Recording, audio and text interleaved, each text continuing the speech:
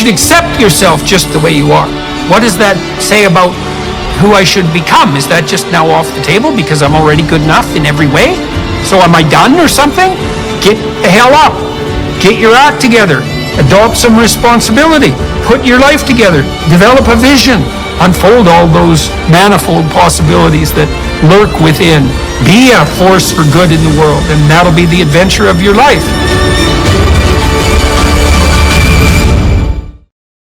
I gave up philosophy because I didn't feel I could add anything to man's intellectual history. So that I remember being stuck in the library at Cambridge. It was raining, so I went down to the basement and read the abstracts of all the PhDs done in the past 100 years. You know, the abstracts, the first 5 pages. Yeah.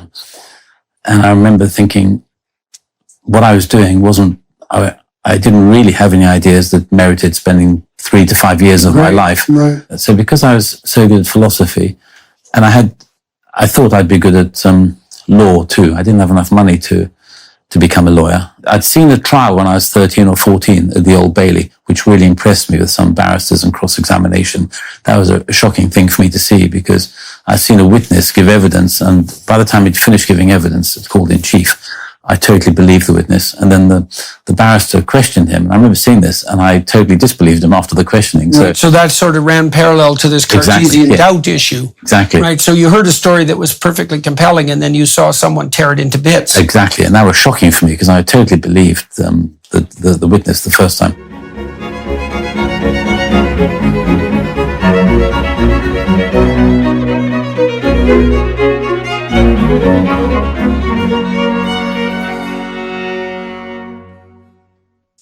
Hi, everyone. I'm here in London today, and I have the opportunity to speak to Joe Hage. And I met Joe with the film producer, the British film producer, Guy Ritchie. We've met, this is the 4th time we've met. And the last 3 times we had a very interesting conversation. Joe has had a remarkable life in a variety of different directions and on a variety of different planes. And so for me, this is an opportunity to get to know him further. He's had a remarkable career as a litigator and is also deeply involved in the world of modern fine art. And so we share a lot of interests. I worked with lawyers for a long time in Toronto when I was working as a clinician and a consultant, and I've been collecting art for a long time. And Joe's quite the fascinating character. And so I thought I'd have this opportunity today to get to know him a little bit more, but also to introduce all of you to him. And so that's the plan for today. So Joe, I think we should probably start by doing a little bit of an investigation into your background. And so where were you born? I was born in Lebanon. And I came to England when I was 4 years old. I'm an only child. My mum and dad were immigrant workers. And they came to England. I often get asked this. They came to England simply to make a living and seek their fortune or just to get a life because it was tough in Lebanon then. And when was that? We arrived on January the 9th, 1967. 67. It's funny, immigrants often remember the day they arrived anyway. It's like an important date. Yeah, 67.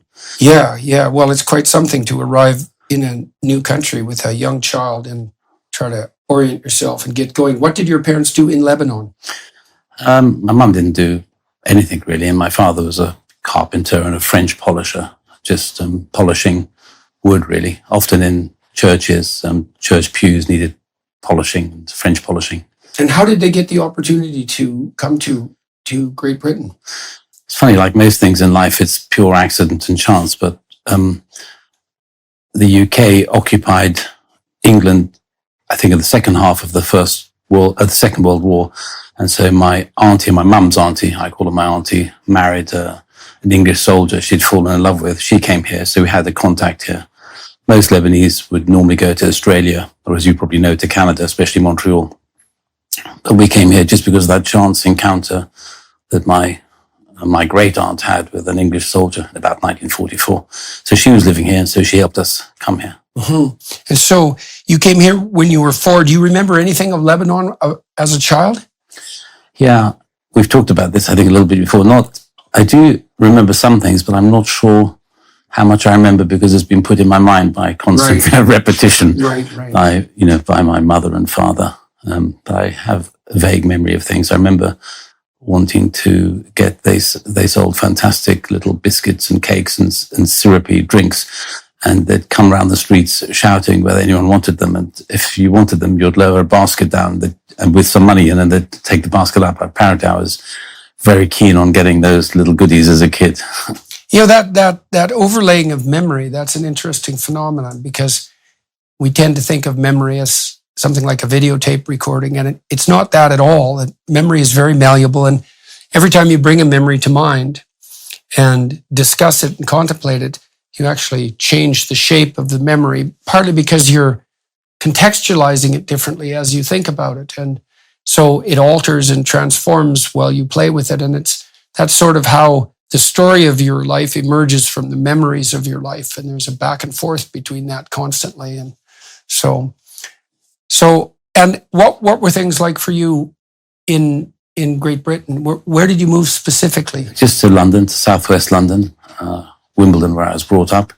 My auntie and uncle helped out. My great aunt and uncle helped out.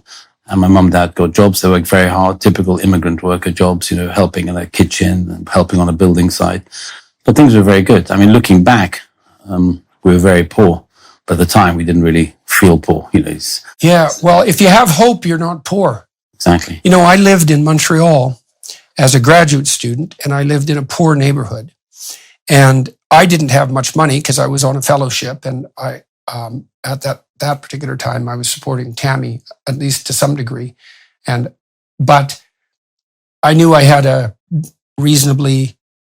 future that was likely to progress upward. And I started to really understand the difference between not having money and being poor at that point, because all my neighbors were poor. The neighborhood I lived in was it wasn't a slum by any stretch of the imagination, but it was a neighborhood that had been multi-generationally poor. And it was poor enough so there were some people who'd fallen completely out of the system in the neighborhood, and they were, by all measures, poor, fractured, fragmented, broken. And I thought, well, what's the difference here exactly? I don't have any money and they don't have any money, but I'm definitely not poor and they're definitely poor. And I realized that almost the entire difference was, well, I had nothing but opportunity in front of me. And if you have nothing but opportunity in front of you, assuming you're not starving, you're not poor.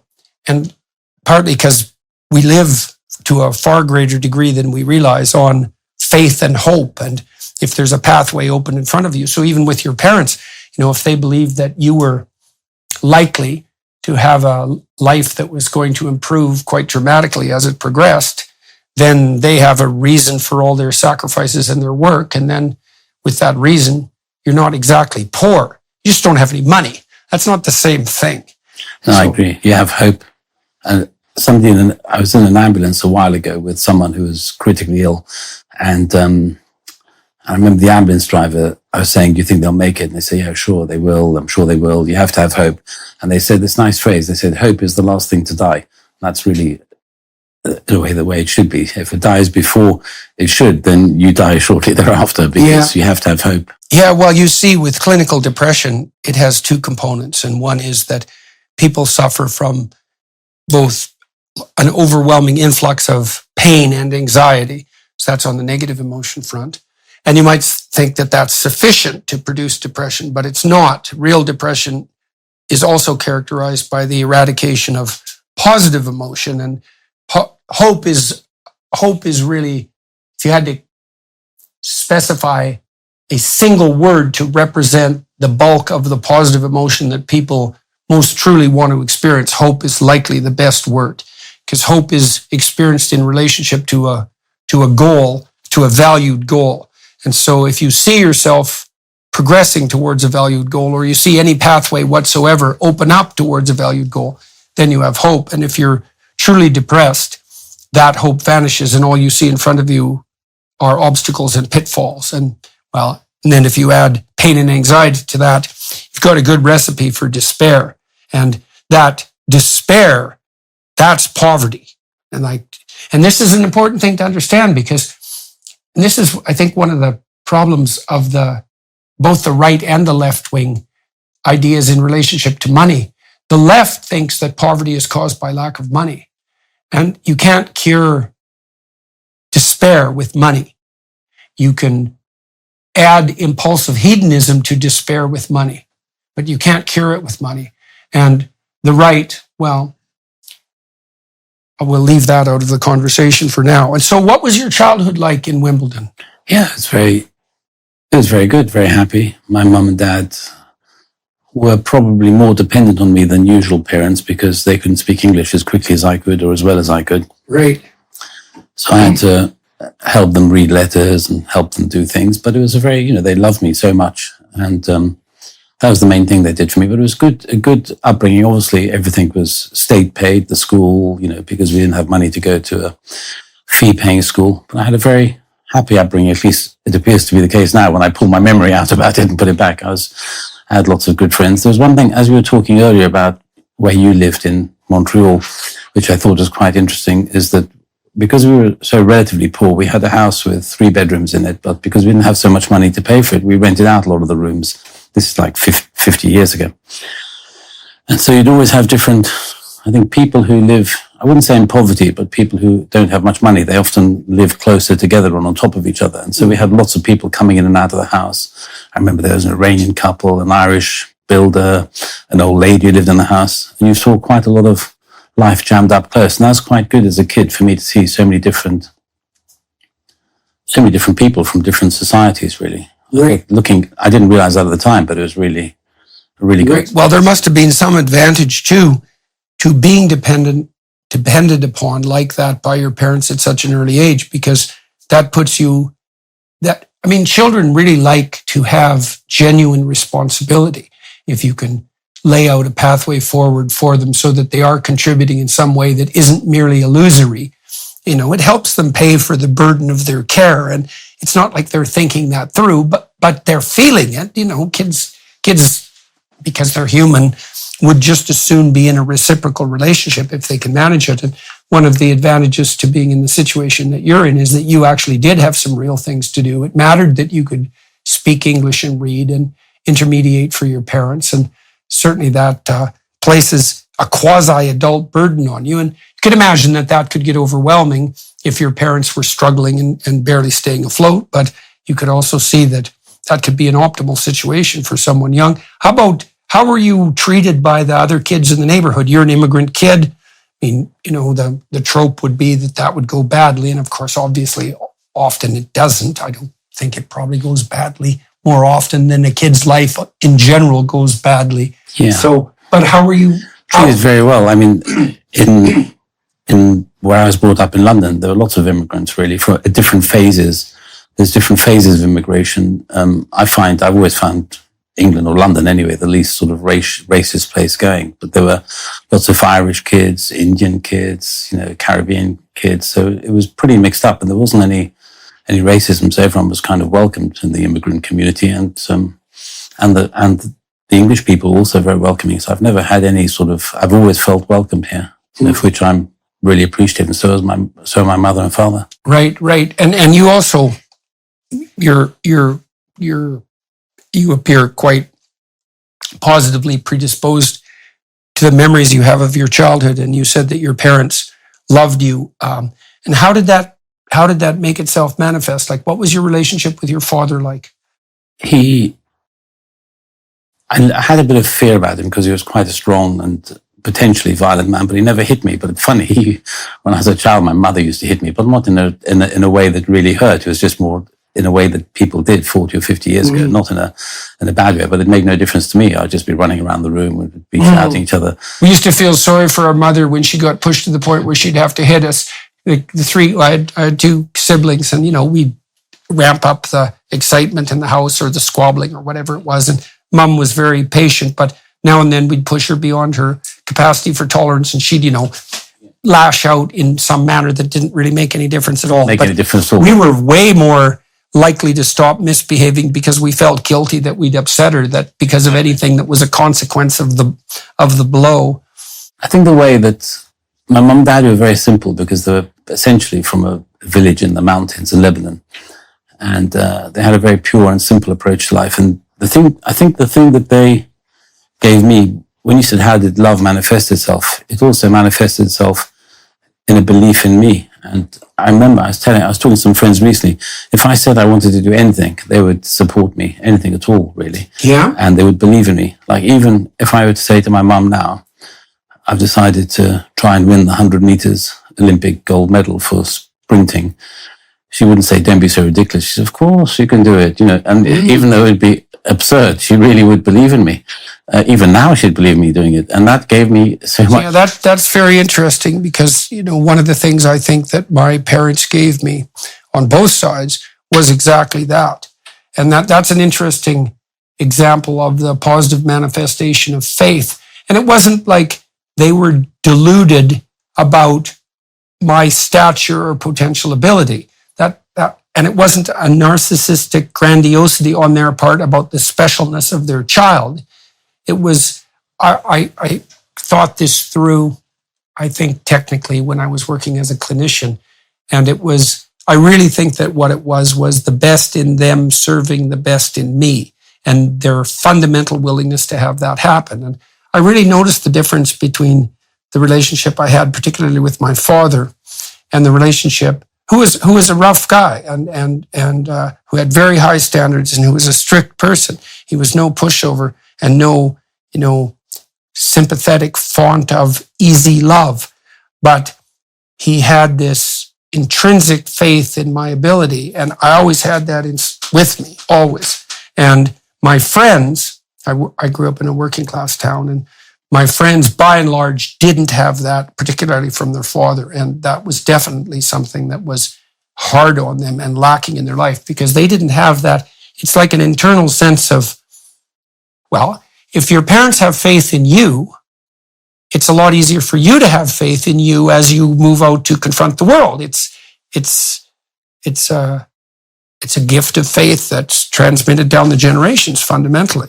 And so your parents did provide you with that. Did they do it in different ways? Like, how would you separate their roles? No, in very similar ways. They would be both supportive. Whatever I wanted, they'd let me do. And they'd say, not let me do, but support me and believe in me. If I'd say I'm going to do this, they'd say, of course.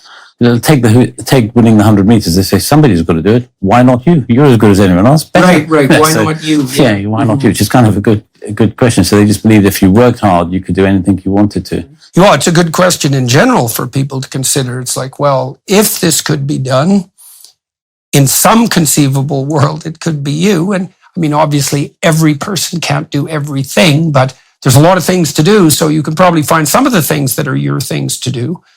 And so now how about school? How do you do in school? I was very gifted academically. I wouldn't say very gifted, but fairly gifted. And I went to Catholic school. My mum and dad are Christians, and they were Maronite Christians, but the closest they could get to that was Catholic school. So I went to a Catholic school. There was a state school that was sponsored by the state, so we didn't have to pay money, and it was run by some Jesuits in Wimbledon.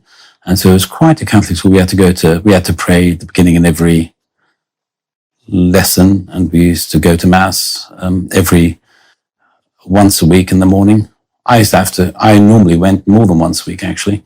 I normally went every day. It was a quick Mass, and it was just a good way to clear your mind. It wasn't that I was particularly religious as a child, but you get into the ritual and the routine of it and the meditative nature of it, which I found very useful. I found that quite useful at university too. And how old were you when you started doing that? Between 13 and 18, really. And so, and you found that ritual useful? Very useful. Very early? Right? Yeah, well, probably 14 or 15 at least then. And how do you think it helped you orient yourself at that age on a day-to-day basis? What were you orienting yourself toward?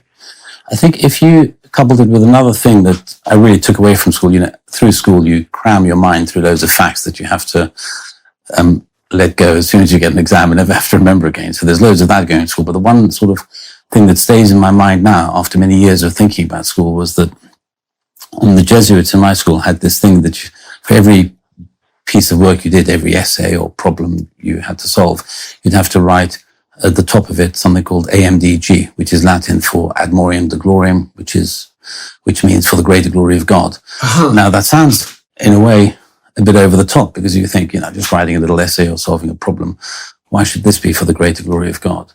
But that stayed in me that the idea that everything you did, whether you're religious or not, if you believe in something more than simply yourself, I have my religious moments too. It's not like I'm a very devout person, but that stayed with me, the belief that everything you do has to be for something greater Well, it than has to simply be. doing It has to be for something. And so if it's for something, then you could infer that it should be for something good. And if it's for something good, it might as well be for the best. And so, we talked a little bit earlier in today's discussion about hope. And, people often find themselves mired into kind of unproductive hopelessness. And that's partly because they don't direct what they're doing, the trivial things they're doing, towards a higher purpose. And if you understand that each step you take, no matter how small it is a step taken towards somewhere that you really want to go and should go, then that does infuse each step with meaning. And that's how the nervous system is set up, because hope is experienced in relationship to a goal.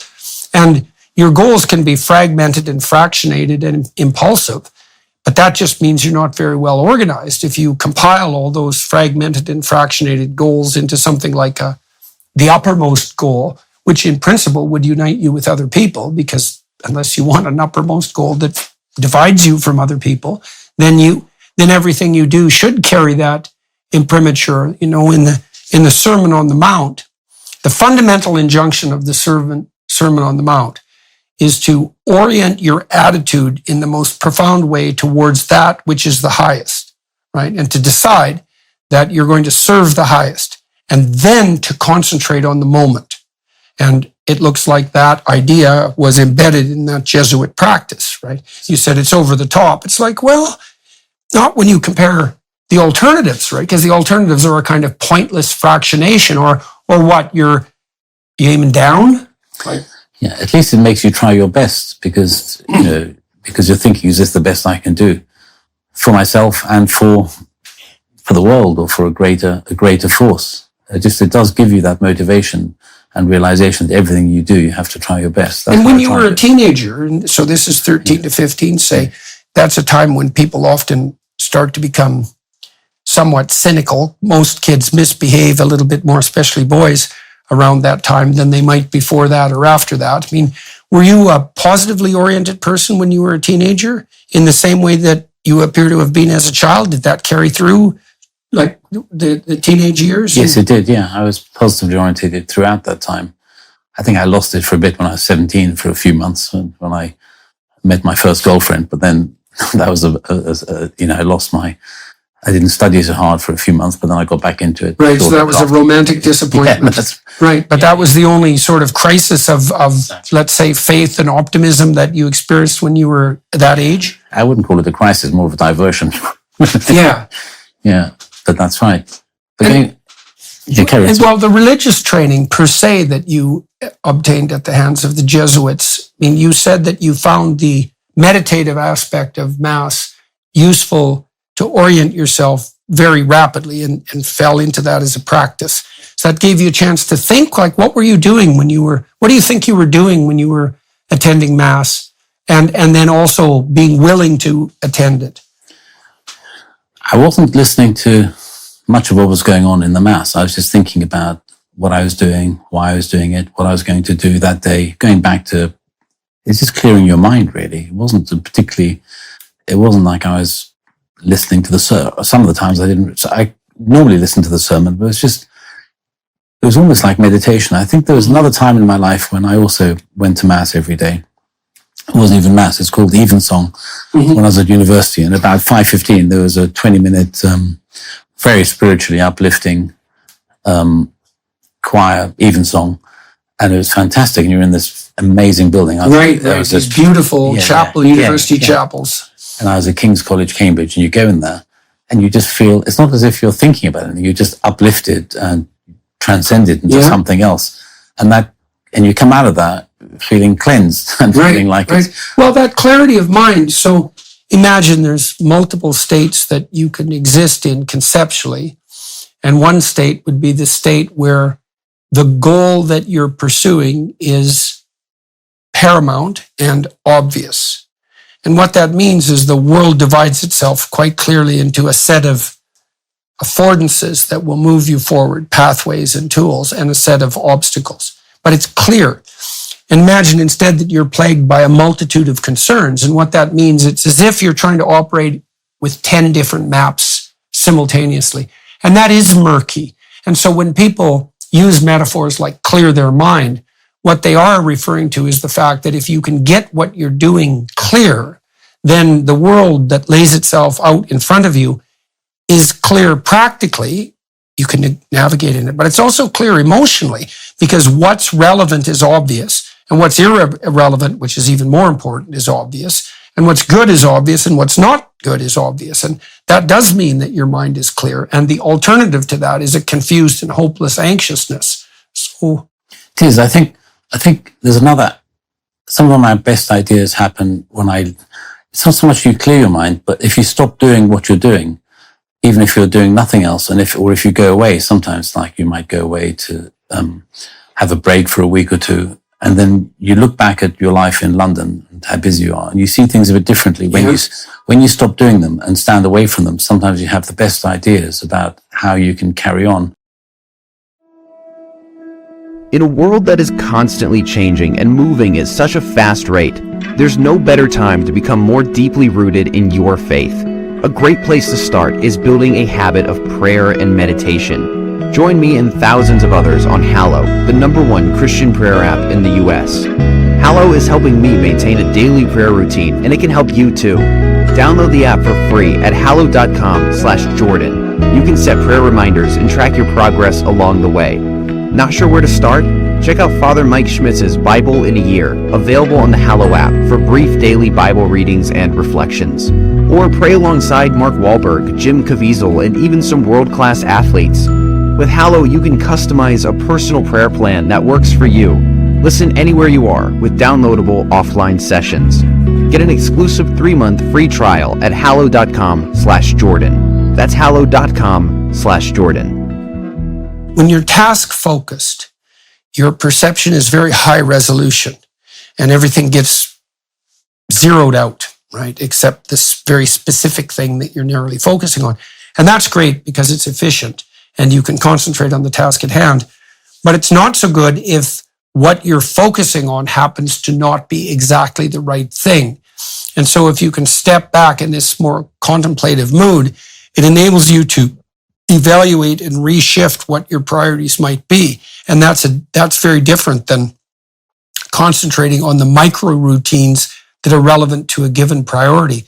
And it seems it's a bit of an oversimplification, but not too much, to say that if you're locked on target in relationship to a goal and then undertaking the micro routines necessary to make it happen, you're dominated by your left hemisphere, and it's mostly linguistic and practical. And when you snap into that more contemplative phase, then you're shifting your goals, and maybe voluntarily. Daydreaming is like that. And that's a right hemisphere state of existence. And to calibrate yourself properly, you have to continually shift between focus and contemplation of what should be focused on. And that's a dance. That's a good way of thinking about it. That's the eternal communication between yin and yang. That's wayfinding. That's what happens in a good conversation, because there's that dynamic interplay, and that to get that optimized, that's optimized psychological function isn't much different than optimizing those two processes so that they benefit each other. So, and again, in school at this age, so you're in junior high now, 13 to 15, let's say, what's your social network like at that point? Pretty good. It was a boys' school, so we played lots of rugby, and I hang out with boys. Occasionally we went to some sort of community club, but it was basically hanging out with boys playing sport, which I really enjoyed. Oh, so, and were you athletic? Yeah, very athletic. And what did you specialize at? Rugby, really. Oh, yeah. So that's another reason, in all likelihood, that you were reasonably popular, right? So you were successful on the athletic I was very good at rugby. And what were you, like, why were you successful?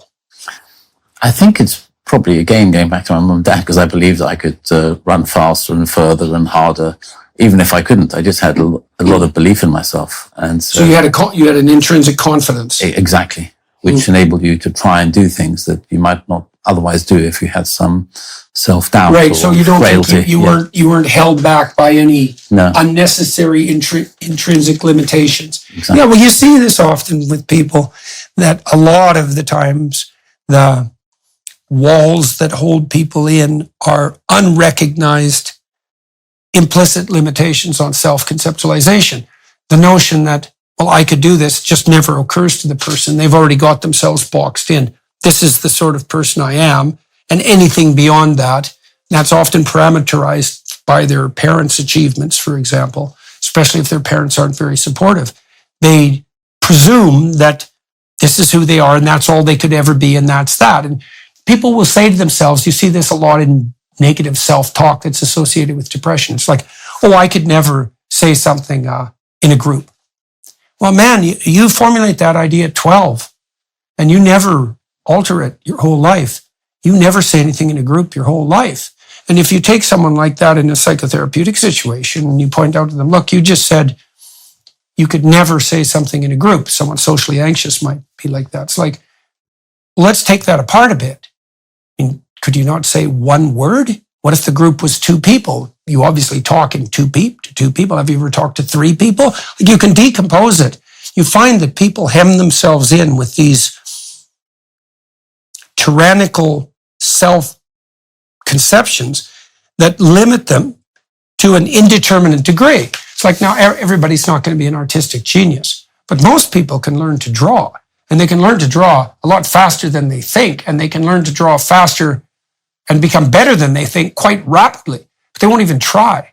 And so this gift that you were given by your parents was something like the generalized rejection of that whole set of a priori negative conceptions. So your default operating presupposition was you could probably do it.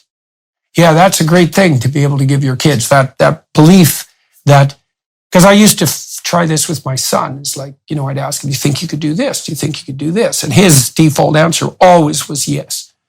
And you can think about that as a kind of delusion, an optimistic delusion, but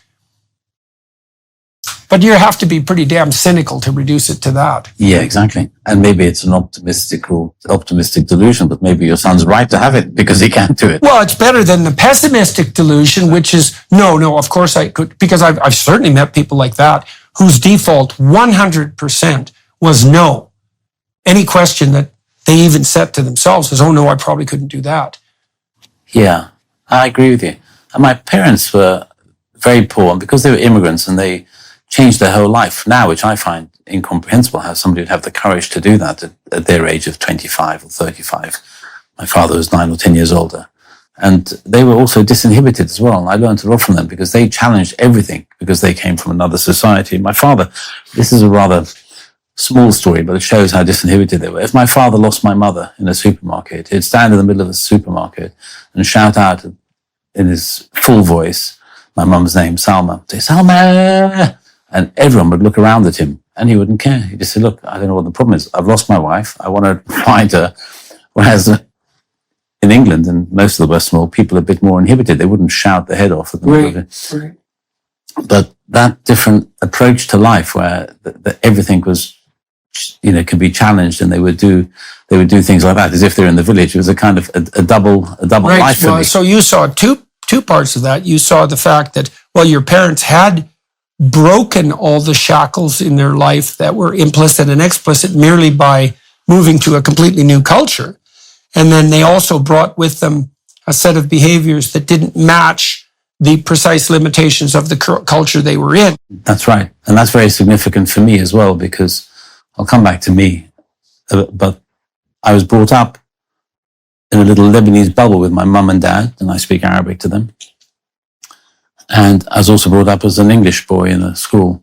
And that double life meant I didn't really feel totally English or totally Lebanese. Right. So I was kind of outside of both little societies in a way, especially because of my parents. Right, so that makes you a shapeshifter. Yeah, what does that mean?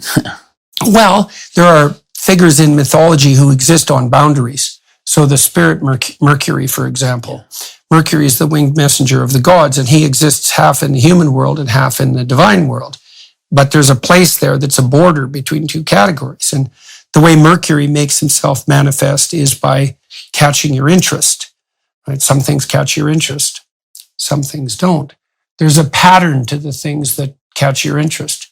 And that pattern is associated with, well, you could say you become interested in the things that are likely to further your development.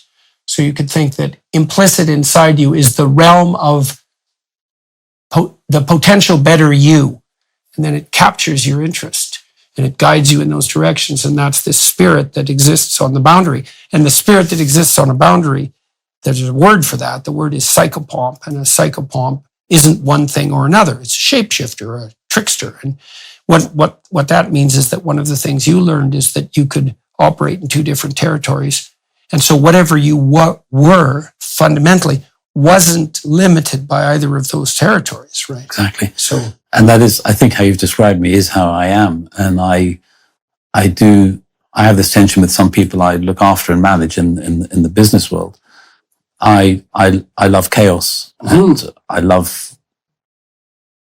I enjoy that, and I enjoy when there's a real crisis. It's when I'm at my best, and when we don't know what's going to happen next. I love chaos. I remember my partner. I was getting a flight, and I was on the way to the airport. He said, "Where are you going?" And I said, "I'm not sure. I'm either going to Singapore or New York. I've got tickets to both." He said, "But you're in the car on the way to the airport." I said, "I know, they both go at the same time." He said, "When are you going to decide?" So I'll decide when I get there. And most people don't like that degree of indecision and chaos in life. But I had a rucksack and I could go to either, but that's where I thrive. Well, so that's interesting too, that you are able to, it seems to me that the fact that you're able to do that is associated with this default presupposition that your parents helped instill and support in you, which is that, well, you can do it.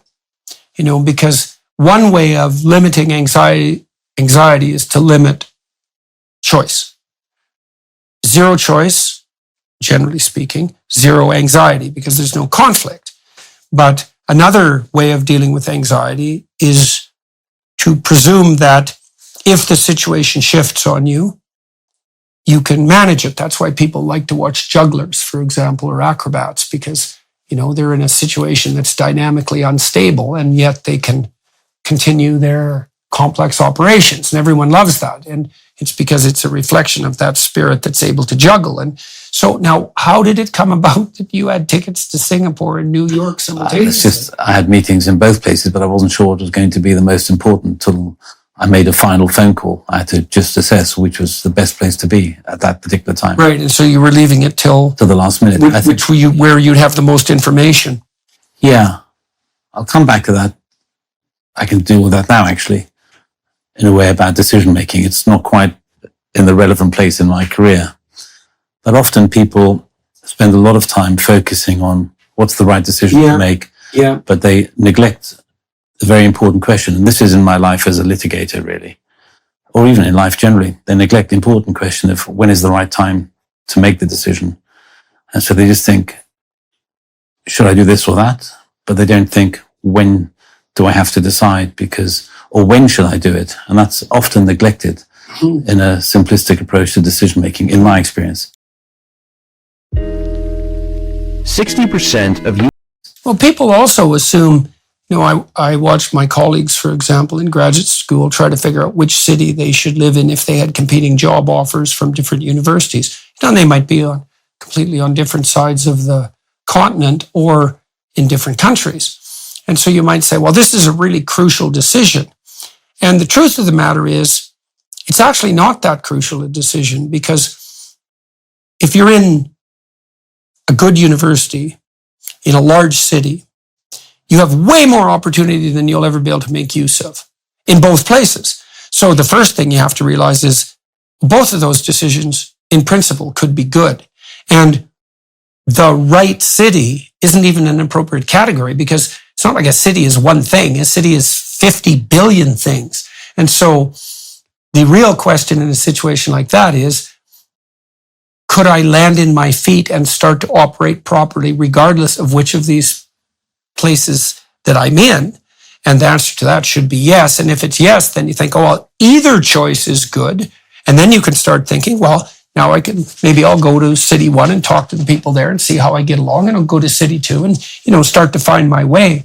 But people often are under the misapprehension that they come to these important inflection points in their life, like which city, and that's going to determine the entire course of their life. And it does insofar as geographical locale is one thing rather than another. But if it's a choice between immensely productive options, then there's no sacrifice in the choice. There's just a choice between different banquets. That's a good way of thinking. Exactly. But even if there is a sacrifice, you'd have to ask yourself, when do I have to make this decision? Is it now? Because people feel the pressure of making it soon as they say, well, I don't have to decide until the 31st of March. Between now and then, I'll just think about it and then I'll decide. That's what I'm saying. But people often force themselves to make a decision before they have to. People who work with me or for me get frustrated because they say, are we doing this or that? And I say, when do I have to decide?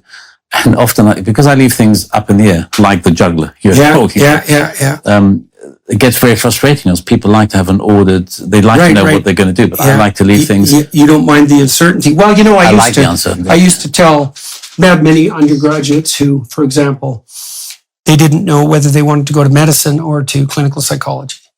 And so I'd say, well, apply to both. Make 20 applications to both. And maybe you don't even have a choice because you get accepted to psychology and not medicine. End of problem. Or the problem will become more acute when you actually realize that you didn't get into medicine and that's what you wanted, but that'll snap into focus. But you can pursue it. But then let's say, well, now you have 3 offers from a clinical program and 3 offers from a medical program. It's like, okay, now you have 6 decisions to make. And now you can go to each of these places and investigate them, and you're going to gather way more information. And then by the time you need to make the decision, which could be as late as possible, you're going to be much more informed. And so that's another problem with making a premature decision, is that my advice to my students and my clients was always, don't close the door before it's necessary to close the door, because you're not maximally informed at that point. And also you don't have to accept that temptation to prematurely foreclose, right? To deal with that anxiety. It's not a good way of dealing with it. Leave the options on the table. It is a temptation for people to make decisions before they need to, because they want to have order, but they close doors, but they don't need to. And that's hard psychologically. I don't know why it's hard. Well, it's a lack of, I do believe it's associated with a lack of faith of the sort that we've been describing, is that people they don't have enough faith in their own ability to dance and to juggle. And so they want to specify the narrower pathway as soon as possible to get things, unnecessary chaos isn't helpful. And I don't think you want to, distribute mayhem and catastrophe wherever you go. But and in fairness, sometimes I might leave it to the last minute, and it's not the last minute. You pushed it too far, and you should have made it a bit. Well, that's another mistake you can make. But the thing is, there are mistakes everywhere. Okay, so now you're in the Jesuit schools, and are your academic interests starting to make themselves known, and what are they? There are 2 things. I was very interested in science. I missed one thing out that was important in my formative years, which I've just realized in talking to you now. Is when I was about 13, I went to visit my family in Montreal, and my uncle Joseph is a teacher there, a professor of philosophy. And philosophy means lots of things to different people, obviously. He did what's called in England European philosophy, because the English philosophy or Anglo-American philosophy tends to be quite dry and logical, and to do with, Wittgenstein and Bertrand Russell, which I also like. So he did Sartre and other people. And at the age of 13, he spoke to me a lot and really influenced me, and persuaded me to read Descartes' Meditations and Discourse, which is a really important thing for me. As you probably know, they're about skepticism and what you can know for certain. And he challenges all the assumptions you have. And that was an important thing for me. Why? Because I was a bit shocked that you could challenge so many things. And I started challenging things in my school, in the subjects that I was taught. And it changed my attitude to life, really. Made me question a lot of things and not take anything for granted. And at the same time, Right. So it helped you notice you were taking things for granted. yeah, And then it helped you realize that wasn't necessary and develop your skill at questioning. So why didn't that just throw you into disarray? Because it sort of threw Descartes into disarray, right? I mean, he became rather desperate before he came to his final doubt. yeah. Looking back, maybe it did throw me into disarray. I spent many hours discussing these things with my closest friend at the time, a guy called Justin, including the debates one has when one's young about the meaning of life. But particularly, we were obsessed with determinism and whether you had any free will at all. And so we just discussed these things. And at the same time, I developed a strong interest in science. So I did, lots of mathematics and physics and chemistry. But like most young people, you begin to change after a while. You're desperately trying to find meaning for life and question things. But that stayed with me a bit longer, because after how that influenced me, that's when it happened at 13. But by the time I went to university, I decided to do philosophy at university, which was... And where did you go to university? I went to York and did Cambridge. I did postgraduate work there. I was meant to be doing a PhD at Cambridge, and it was on the philosophy of science, funny enough, so it all came together. Mm-hmm. And so York, you studied philosophy? Yep, and at Cambridge too. And at Cambridge after that? Yeah, exactly. And so what did the study of philosophy at York entail? I don't know the class structure. No, you just have, I think you do 9 different subjects. Like I say, it's sort of Anglo-American philosophy, which tends to be logic and Wittgenstein and Bertrand Russell and a lot of, and what they call is, epistemology, which is, the study of knowledge. Right. And what how is it that you know something? Exactly. How is it you know something? And do you really know it? And how do you know it? And these were fascinating subjects for me. And for me in particular, with my interest in science and discovery and progress, and as that famous book, which you'll be aware of, from The Structure of Scientific Revolutions, how you change your paradigms about what you know.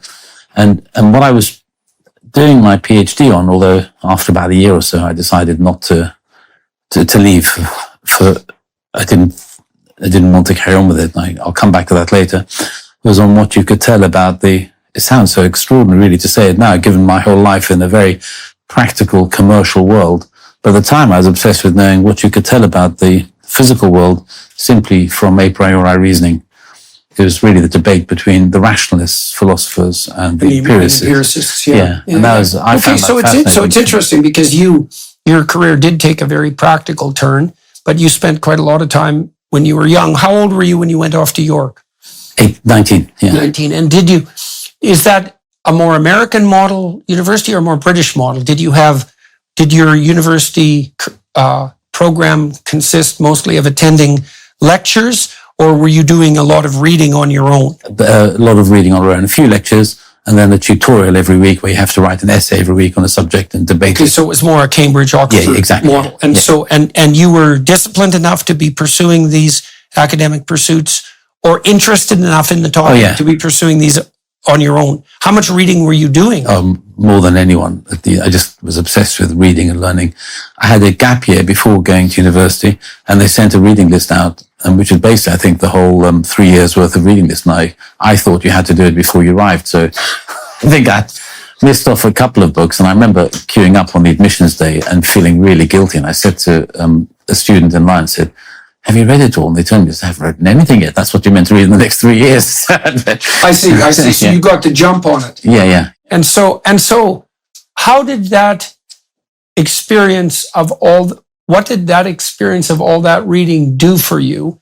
And then how did that set you up for your eventually more practical pursuits? How did you make that leap from the philosophical and contemplative back into the practical? And how did that come about? How did you justify that to yourself, or how did that emerge as the right pathway?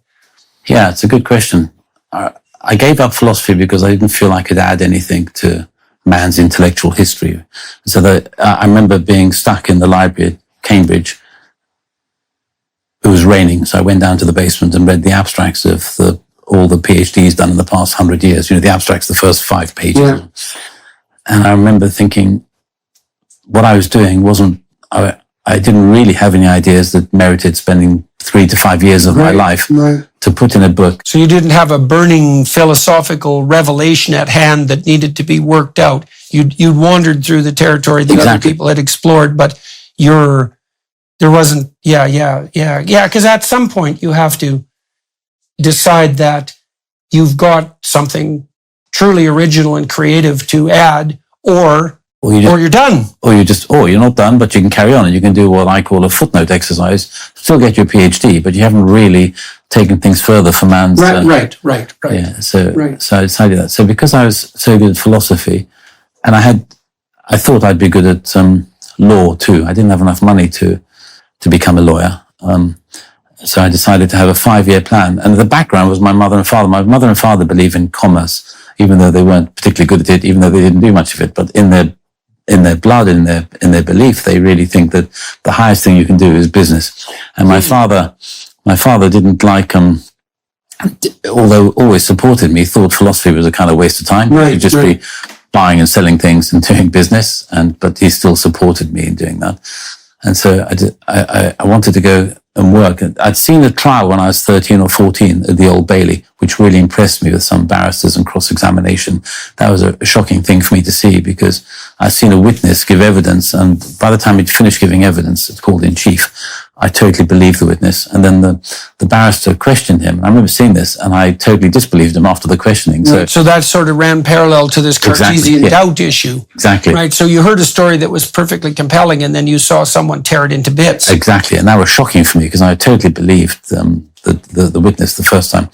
And so it is shocking too when your feelings, let's say, are in sync with someone who's telling a story that makes you sympathetically oriented to them. And then some attack dog comes along and says, here's all the lies and the contradictions, and none of this is true. And it is shocking. It's very shocking. Very shocking. And it's not just that you believe someone. It's just that if you believe someone and you're on the jury, somebody would have gone to prison who shouldn't have gone to prison. Right. The stakes are high. Yeah, the stakes are high. Well, and that's interesting too. Then that means that the stakes are high for that naive sympathy as well. Yep, exactly. Right? That naive, non-critical sympathy.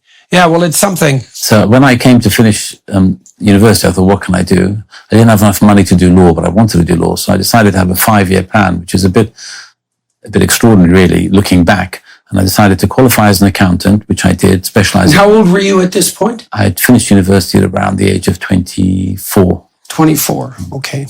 So I did a 5-year plan, which I qualified as an accountant, where I worked, made money, did my exams, qualified with Pricewaterhouse in the city. It's the late 80s. The financial sector was booming. There was something called Big Bang. So I learned a lot about business and banking. Upon qualification, as planned, and everyone was shocked, I jacked it all in, went back to law school for 2 years, and then a pupillage at the bar where I became a barrister specializing in commercial litigation. And did you like being an accountant?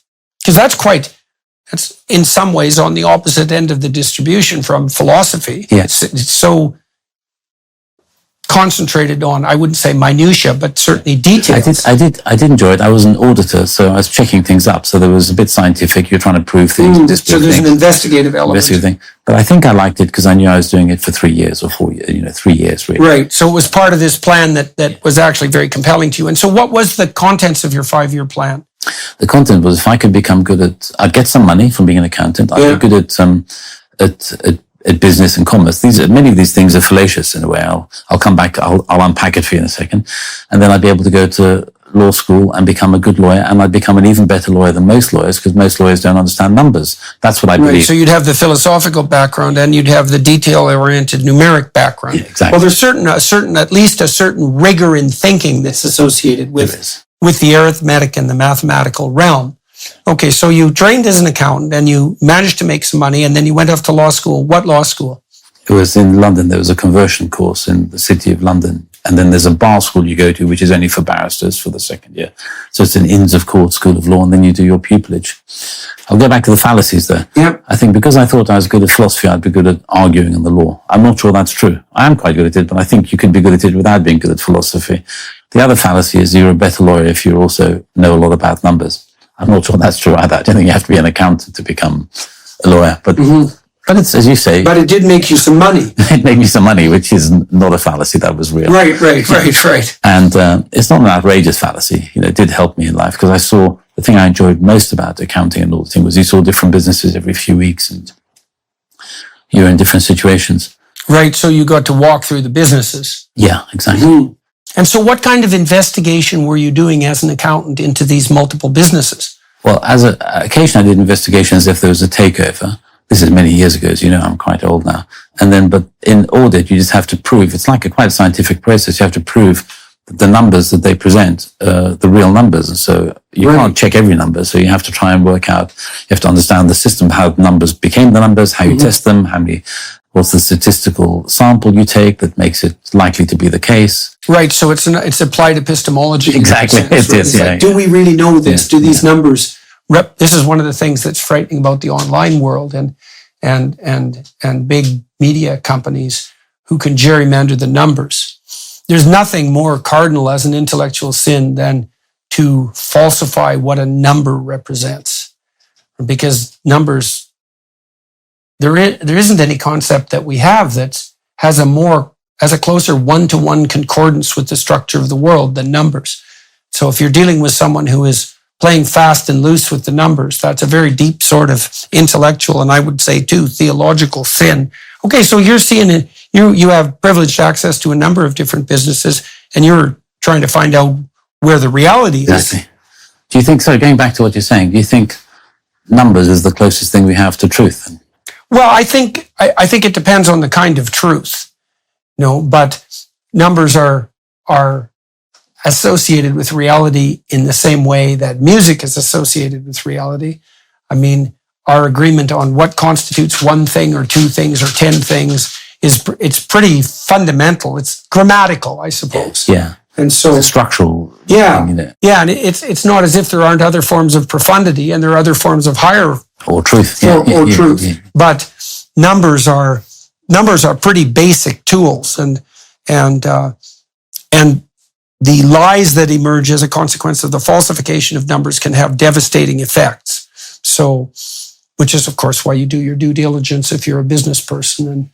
And so, the thing is too, if your numbers are in order and you have a business and my numbers are in order and I have a business, you and I can do business together in a way that's much less complicated if neither of those situations are the case. Exactly. And often when I have lots of, in my business side of life, you have lots of ideas and people often forget about the numbers. Right. So as soon as you, as Wittgenstein would say, bump into reality, although he didn't put it in an economic sense, by looking at the numbers, it's a different game. Well, I tend to run all the different enterprises that I am engaged in on a for-profit basis for that reason, because things can get spread out and sprawled and inefficient. And one of the ways of making sure that doesn't happen is to put that numerical discipline is this, well, if this thing can't thrive on its own, then there's something wrong with it. Now, the fact that something can't be made profitable isn't an unerring indication that it shouldn't live, but it's one indication,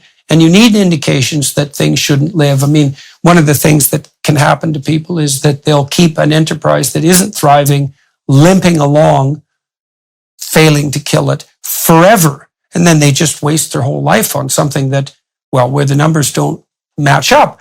Or you'll see people in the artistic world, because I had lots of clients who are artistically oriented, who are never able to make a practical case for the application of their artistic endeavor. And they'll say things like, well, I'm not interested in the numbers. I don't care about the market. I don't want to sell out. It's like, you're not conceptualizing this properly. It's another form of disciplinary strategy. And it's actually a very creative endeavor. If you're an artist, you can be entrepreneurially oriented. Entrepreneurs and artists are very similar in temperaments. Like, no, you don't understand is that the communication about your artistic production and its commodification, that's part of the creative process if you look at it properly. It's like, what do you want to produce works of art that no one ever looks at and starve to death while doing it? It's not a very productive way of thinking. It's not a very productive way of conceptualizing your artistic role. And it's not sustainable. There's a saying by Steve Jobs, which is real artists ship, by which he means you actually sell things. You have to move things. You have to get things out. And if you're not really shipping, then you're not really an artist. You're just most of the time, you're a poser. And those claims that, well, I didn't sell out. It's like, well, that's because you don't know how to and no one ever offered you the opportunity. Yeah, and people often maintain that stance. as a form of moral self-glorification. And the artists that I've worked with, people who did have some artistic talent who had that attitude, all it was an impediment for them because there was no way they could be successful. The artists I've known that were successful, they were really good at fostering social relationships. They were really good at communicating with clients. They were very good at helping explain to the people to whom they might have been trying to sell their artistic productions what this would do for their life. Because one of the things people want when they buy a piece of art, especially from a living artist, is they kind of want to be part of the art world, the art life. Like maybe they're nose to the ground businessman types who have a bit of a romantic dream somewhere in their psyche. And if they buy a piece of art and they know the artist, well, then they open themselves up to that whole romantic sphere. And the artist can, I wouldn't say sell that exactly, but that's what he's bringing to the table. And to be contemptuous of the commercial aspect of that, it's a false morality. Yeah, I agree with you.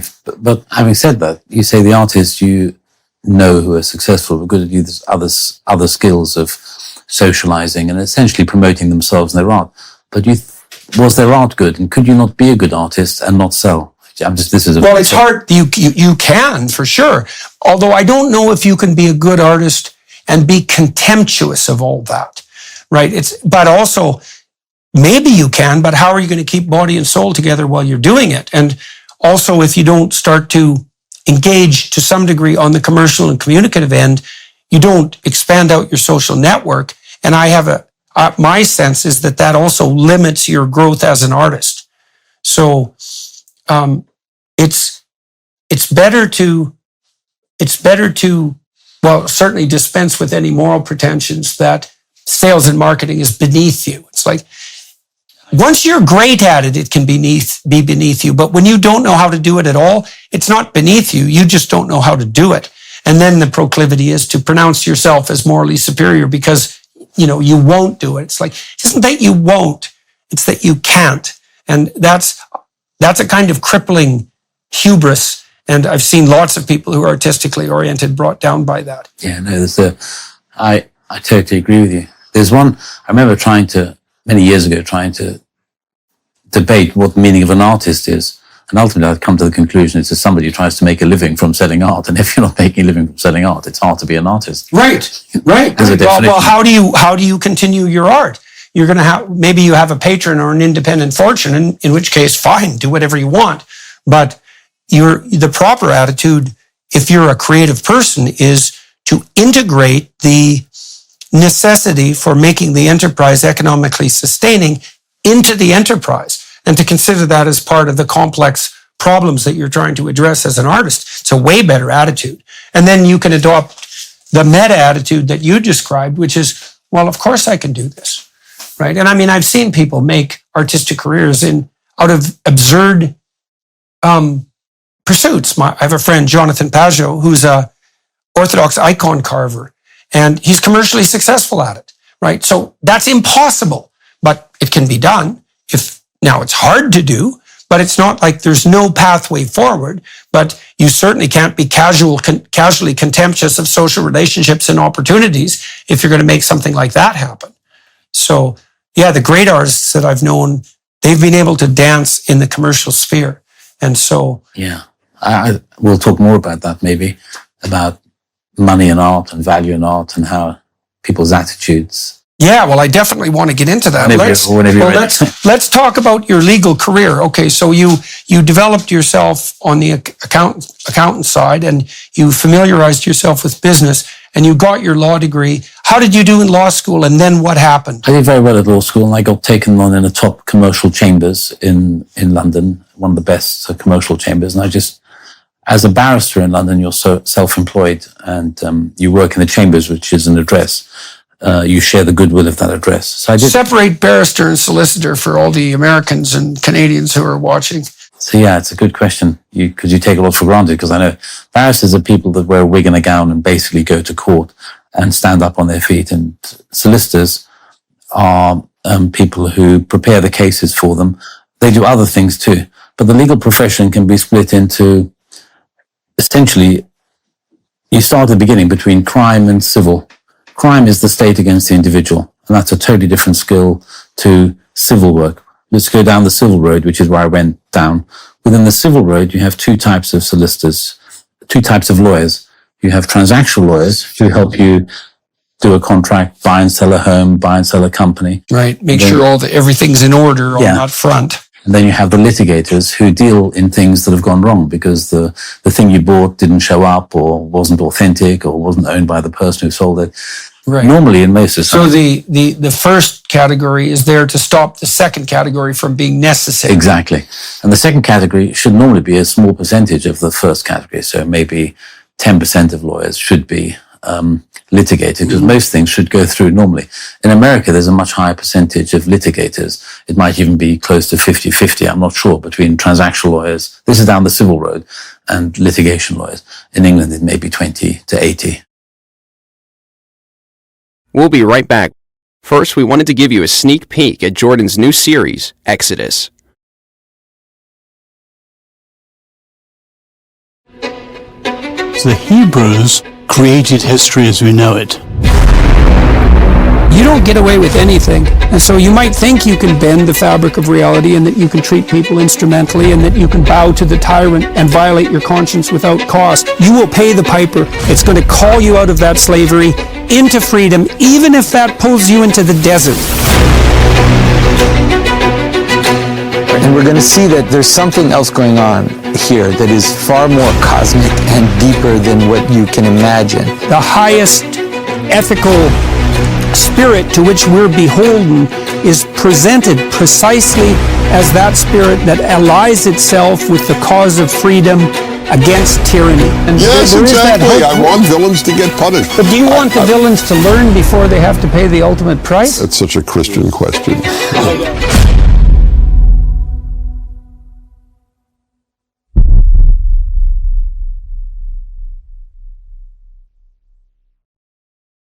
And you ended up on the litigation. I'm on the litigation, civil litigation, and so everything I see in my professional life has gone wrong. Every deal that comes to me is something that's come to me because there's a problem. Well, it's a good thing that you're comfortable in chaos, because that's definitely the space that's occupied by two people who don't agree definitely constitutes chaos, or two entities that don't agree. Yeah. Chaos, like war. It is a war. Right, it's a war, yeah. So within the litigation route, you have solicitors who prepare cases. Historically, it's changed a bit over the past 10 years in England, but when I was practicing over 30 years ago and still do practice, solicitors would meet the client, take the witness statement, get it all ready, and the barrister would stand on his feet in court and present the case. That was the difference. So the barrister would be like the trial attorney, the advocate in court, and the solicitors would be preparing the case for him. So I was a trial attorney with a wig and a gown.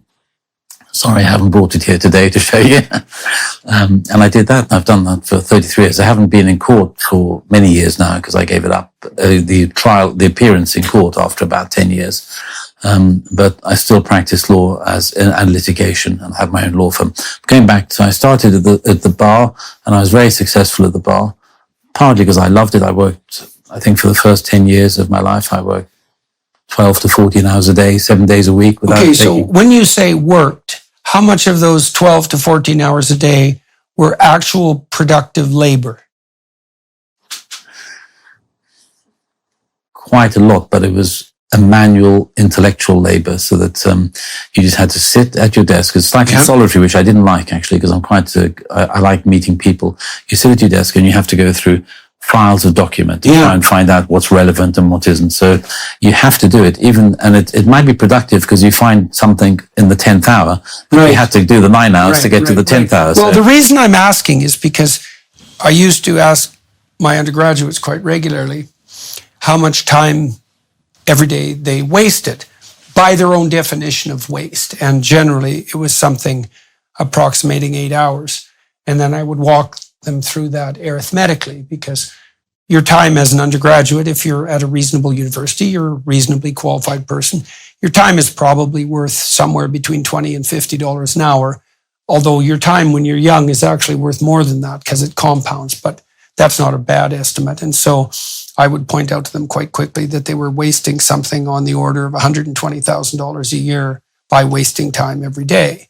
And that wasn't illusory, that was a real waste. And also tried to put forward to them the notion that if they were going to be successful, if that's what they actually wanted, they would have to learn to be able to work so that they were actually working something like 70 to 80 hours a week. Now, that doesn't mean you have to work like that your whole life, but you certainly have to learn to work like that. And if you're going to be successful at a high-end law firm, you're definitely going to be working 70 to 80 hours a week. And most of that is actually going to be work. It isn't going to be sitting there in the library, leafing through your phone, pretending that you're studying.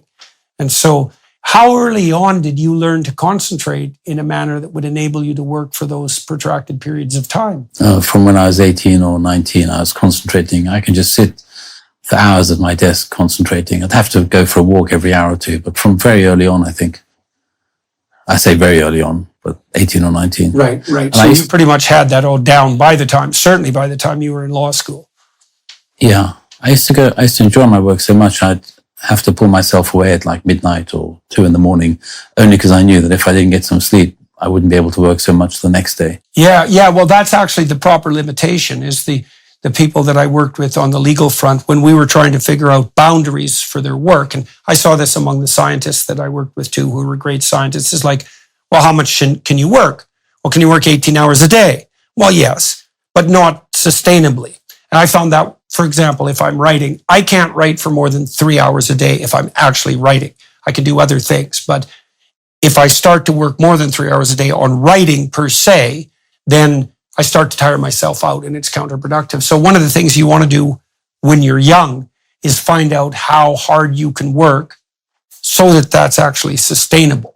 And so you have to push yourself past your limit before you figure that out. But it's a good thing to discover. Yeah, it really is. And to become a good lawyer, in my case anyway, I think it was quite good to do different things. So you learn a lot.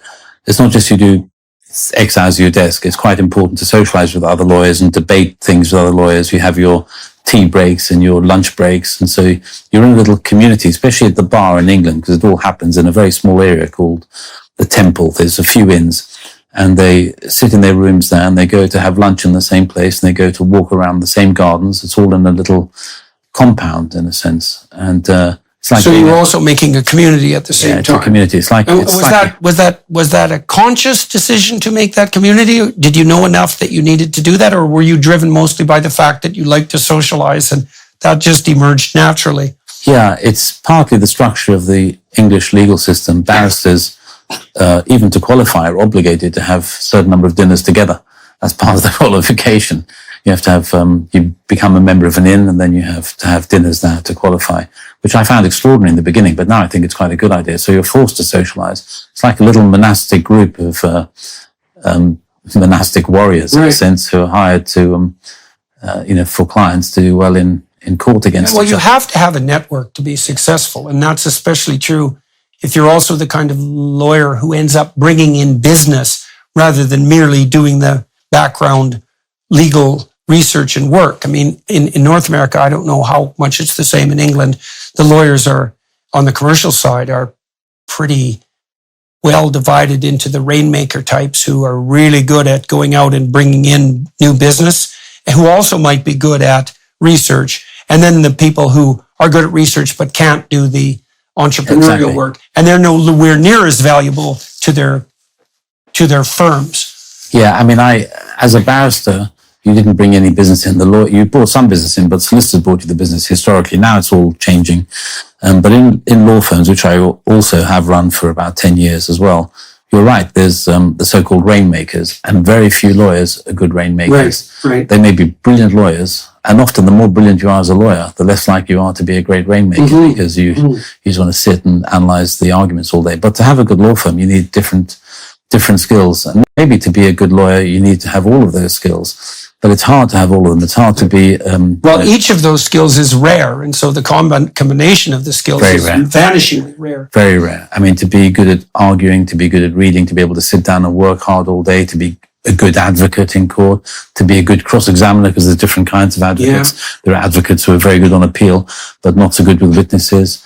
And then to be a good litigator and have that attack dog mentality and ability, and then also to be able to work harmoniously with your clients, that's a very difficult. Very hard. Those are two different worlds, for sure. Because your client often is is in a very difficult, traumatic time of their lives, and you're going to have to work with them. And then, in order to socialize and network with clients who aren't yet your clients, on the hope that you might get some work in, it requires a lot for one person to be all that, And even in the big law firms, where there's only solicitors or trial attorneys, I think only 1 in every 10 partners will be a real rainmaker. Right. That's what One of the things that's very useful on that front for young people to know if they're trying to develop their professional career is when you see someone who's good at something, first of all, you should notice it, especially if they're good at something you're not, and try not to be jealous of it and put it down, because there's a moral temptation there. But people can develop a wide range of skills if they're willing to learn from the people who already have those skills. I've seen introverts, for example, become extremely sophisticated socially. Like they have to kind of learn it incremental step by incremental step, where the extroverts just have it at hand. But you can, even those rainmaking skills, you can develop those if you're fortunate enough to have a mentor and you have enough of a clue to learn from them the micro elements of what they're doing. Can I say 2 things as I listen to you talk about that? There are 2 things that I think about my practice as a lawyer, especially as an advocate. One is you learn most by actually doing it. You can study about it as much as possible, but when you actually go into battle, you learn a lot more than when you're reading about it. That's you one. You bump yourself up against the right obstacles. Yeah, which is an interesting thing that you have to do it to learn rather than study it. The other interesting thing that's often puzzled me, which I'll ask you because I'm sure you'll have an opinion on it, is why it is we can learn so much from people in our lives. Even in your own life, when you look back, you'll have had some relatively small conversations with people that have shaped the way you think about things.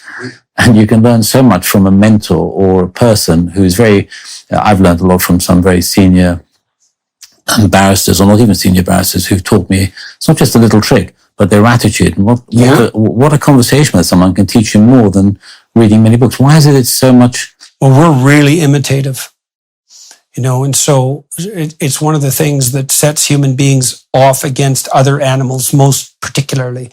And so you can literally embody the spirit of someone else's personality. Well, that's to some degree, you do that in every conversation, because you and I, to have this conversation, we have to find a middle ground where we're basically we both are occupied by the same spirit, and the more different you are than me when that conversation occurs, the farther I have to stretch myself to become an analog of you just to communicate.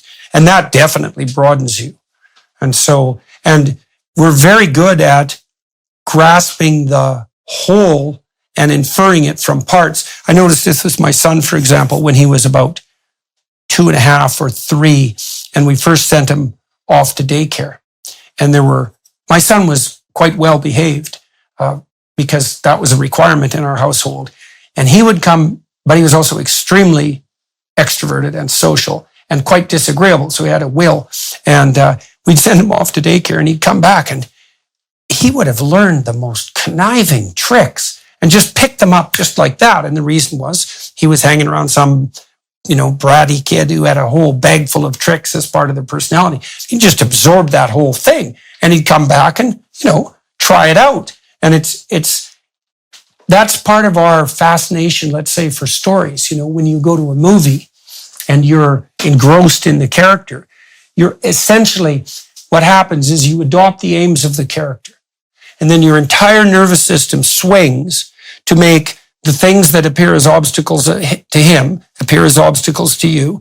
And the things that appear as facilitators to him appear to facilitators to you. And you embody that whole mode of being and play it out as a dramatic fantasy. And then it shows you that that's a whole new way of looking at the world. That's why we love stories so much in drama. And a mentoring experience is like that, is because that you essentially imitate the person that you're with. So interesting. And that's why you can't just, somebody can tell you it orally as a person, as a mentor, or you can read it in the book, but the mentor, you will take it in. Yeah, well, the mentorship has that, it's the dramatic imitative element that comes along with it. You might think that being a lawyer, for example, and Thomas Kuhn talked a lot about this in relationship to science, is like, well, what is science? Well, it's a set of facts. It's like, yeah, the facts change, so that's dubious to begin with, but it's also a practice. Well, what's the practice? well, it's a list of skills. It's like, there's no such thing as a list of skills. That's partly why we haven't so far been able to come up with expert diagnostic systems, for example. They are getting better now, but for a long time they were useless. Whatever an illness isn't a list of symptoms discriminable from some other list of symptoms. There's an active diagnosis and an art, and a lot of that's not explicit. It's a kind of drama, and the only way you can develop that skill is to imitate it. So if you're a scientist, you have an apprenticeship, and it's in the apprenticeship that you learn to imitate the spirit of science. And we have no idea how to reduce that to a set of rule-bound practices. We have no idea. Kuhn made a lot of that in the structure of scientific revolutions. No, and you're very fortunate if you have mentors in your life because you can copy them. And it's not just that the mentor imparts information to you by just advice. I mean, at the bar, you had to have a year of being a pupil, an apprentice, and you had a pupil master, and you'd sit in the room opposite him. I was fortunate to have a fantastically clever pupil master. And I started, and I thought, no, he's going to teach me a lot. And he's my master. It's this old-fashioned language. I remember sitting there and say, Mark, I'd ask him a question, and he'd say, you tell me. Uh-huh. Right. And then I'd go and I'd think about research, and I'd come back, I'd say, I found the answer to my question. And he'd say, what is it? And I'd tell him it, and he said, no, try again. And so he never actually told me anything, but he just kept me on my toes the whole time. Right. Yeah. Well, and you never know to what degree hanging around him brought the right questions to mind, right? Because we don't really know how that mentorship relationship, we don't know how it transforms you cognitively. And a lot of the most important thing in any discussion is what the pertinent questions are rather than what the relevant answers are. So totally. In the law, especially, I've often thought being a good lawyer is asking the right questions. Yeah. Once you ask the right questions, there's a saying in the law, often people say to judges, one only has to ask the question to know the answer. Once you've asked the question, things become a lot. The answers can be obvious. There's another thing that happens, this is a slight detour, in asking questions in an adversarial situation. So you might send somebody in to interview someone or to do something, and you say, don't give anything away. And they always, or very often, naively say, we won't give anything away because we're only going to ask questions. Yeah, right. Yeah. The questions are loaded with information. Yes, definitely. So now you became very successful as a litigator. And so what led to your success? And do you have some stories at hand about adventures that you undertook well engaged in the litigation practice? Yeah, obviously, a lot of the stories I have are confidential, but I can talk in generic terms. I did, after a while, give up the bar and go and work as a sort of as a manager for people that had lots of litigation problems. So that gave me the opportunity to manage lots of lawyers. Rather than being a lawyer, I became a sort of a crisis manager, and I've acted for all sorts of normally very wealthy people or companies with huge commercial problems, but it's often on the edge of commerce and other problems, because if a wealthy person really does have a problem, and it's normally a huge problem for them if they involve me, if they need to come to me, it's normally a real crisis. Then you're dealing with, like I said earlier, a client who can lose everything really. Often they're concerned about their reputation, then they're concerned about their money, their lifestyle. So I did one particular case for probably the wealthiest guy in the world, where I had to manage a lot of litigation. I think I instructed something like 73 law firms in 13 different countries and fought and settled over 500 different cases. And that was all about a lifestyle that had gone over what span of time? 7 years, yeah. And how many cases? 7 years. Over 500 different cases. That's a lot of chaos. Yeah, it's a lot of chaos. And you become good at, that made me good as a lawyer, because I became a client, because I had lots of lawyers I had to deal with and try and get the most out of them, because I was representing the client. And I lived in the Far East in that particular case for 7 years. And there's a kind of quite a good attitude as well in the Far East, because I was always being challenged by, I remember there was one particular Chinese guy who I had to work with a lot, who would always, and I like being challenged, and I like challenging myself. And he challenged me even more. He'd say, why not? Why can't we do this? Why can't we do that? And so I learned a lot in those cases. But sometimes in those cases, you had to, there were cases from car companies, plane companies, banks, from, blackmail cases. Blackmail cases have become, quite common. Well, they're always around now, but there's Me Too type cases that are recently. Sometimes there obviously merit in them. Sometimes there isn't, Well, it's put a lot of power in the hands of accusers. Exactly. And, I've seen cases where the accusers were absolutely, made up, Yeah. and not, but it's crazy. One thing as a barrister, ethically, you're not allowed to, not take a client on because you don't, because you have to, there's something called the cab rank rule. So you just take clients on irrespective of your belief in their. Right, because they're entitled to a defense. Yeah, which is very important. They're entitled to a right. defense. I think that's really, really important. I've always taken clients on and never, even if. Well, sometimes people think they're guilty and they're not.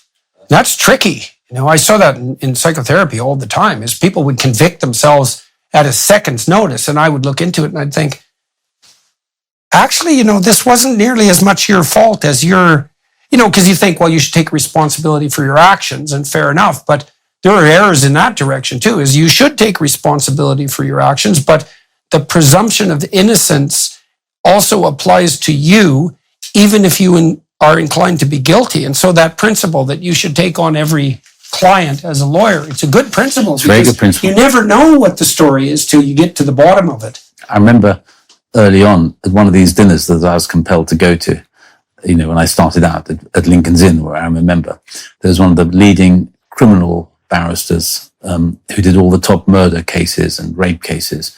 And we're all having dinner with him. And one of the students said to him, how do you feel defending someone you know to be guilty, or you believe to be guilty? And he said quickly, he's a brilliant barrister, he's now dead. He said, I feel relieved.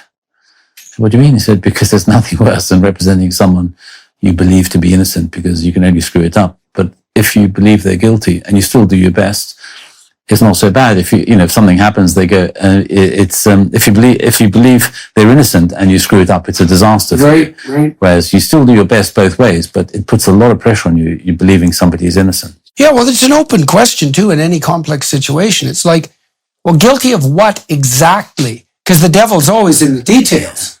And This famous ad, if I can interject for a second, which I saw once. I don't know if it's famous, but it's famous in my mind, put it that way.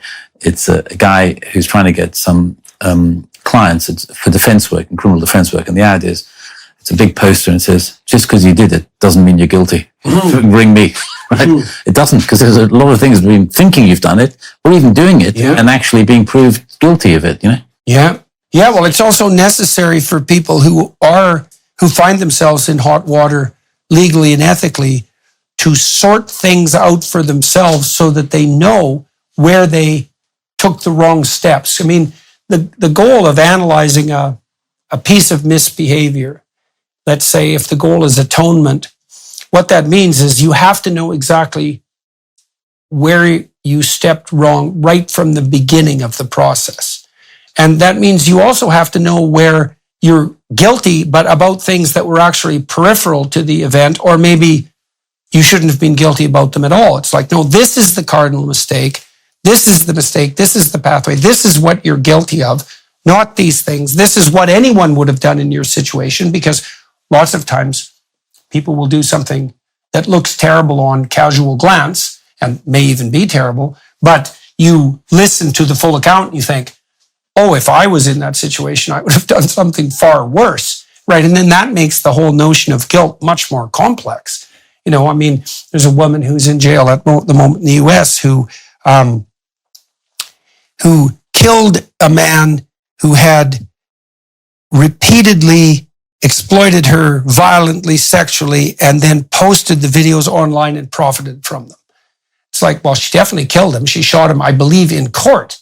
But was she guilty? Well, there's a complicated, probably of something. She got herself in that situation, and for however she managed that, and then couldn't disentangle herself from it, and that's not good. So obviously, you would presume some culpability on her part in that entire sequence, but trying to entangle that's quite the bloody rat's nest, that is. So fortunately, I don't ever get involved in. I don't like judging people. I don't think it's in my job. I don't think it's right. I just have to represent them and do the best I can for them, obviously without misleading the court. Right.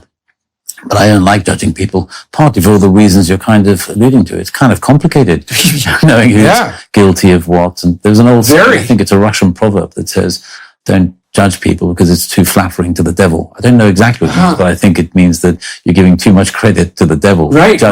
Well, the devil is the adversary. That's the fundamental. That's what Satan means. The word is adversary. And so, well, one of the things you learn if you're a clinician and you have any sense is it's also why you don't offer people advice. It's like, I don't know what the hell you should do. Like maybe you and I could figure it out together with some really careful thought, but I can't. Most people are in situations that are sufficiently complex so that casual advice is just not helpful at all. And there's a real arrogance in that. It's the same arrogance of judgment. It's like... Yeah, well, judgment's often bolstering yourself up, really, judging people for some comparative advantage. So I hate the idea of judging. I myself, not that I'd ever be a contender, would never want to be a judge. I just hate the idea of judging people. Some of my colleagues at the bar went on, some of my closest friends are judges, and they're happy and they're doing great jobs as judges, but I just couldn't do that job. Yeah, it'd be interesting to talk to a judge with a lot of experience to find out how they navigate the moral pitfalls of being in that position and how they reconcile themselves to it, given this sort of complexity that we're describing. I expect they'd say, and rightly so, their role is to judge. Society needs people like them to judge, and they do their best to judge honestly and faithfully within the law. And so it's an important role. It is, but it does set up these moral conundrums that we've been describing. Now, as your career as a litigator developed, you also developed an interest in the world of art, and particularly modern art. Yeah. And so how did that develop in parallel? It developed really because I've always loved art and I've always felt it's important. And then I started buying art for like $25 or $50. And I've been, years ago when I was even 18 or 19. So I believed in art. What were you buying? Oh, just things in the local reference library done by old ladies of flowers and stuff. But original art? Yeah, original art, yeah. And then as I became more successful and made money, I liked to, buy some art. And I got friendly with artists. I was obsessed with the creative process and also the economics of creativity, which really fascinates me.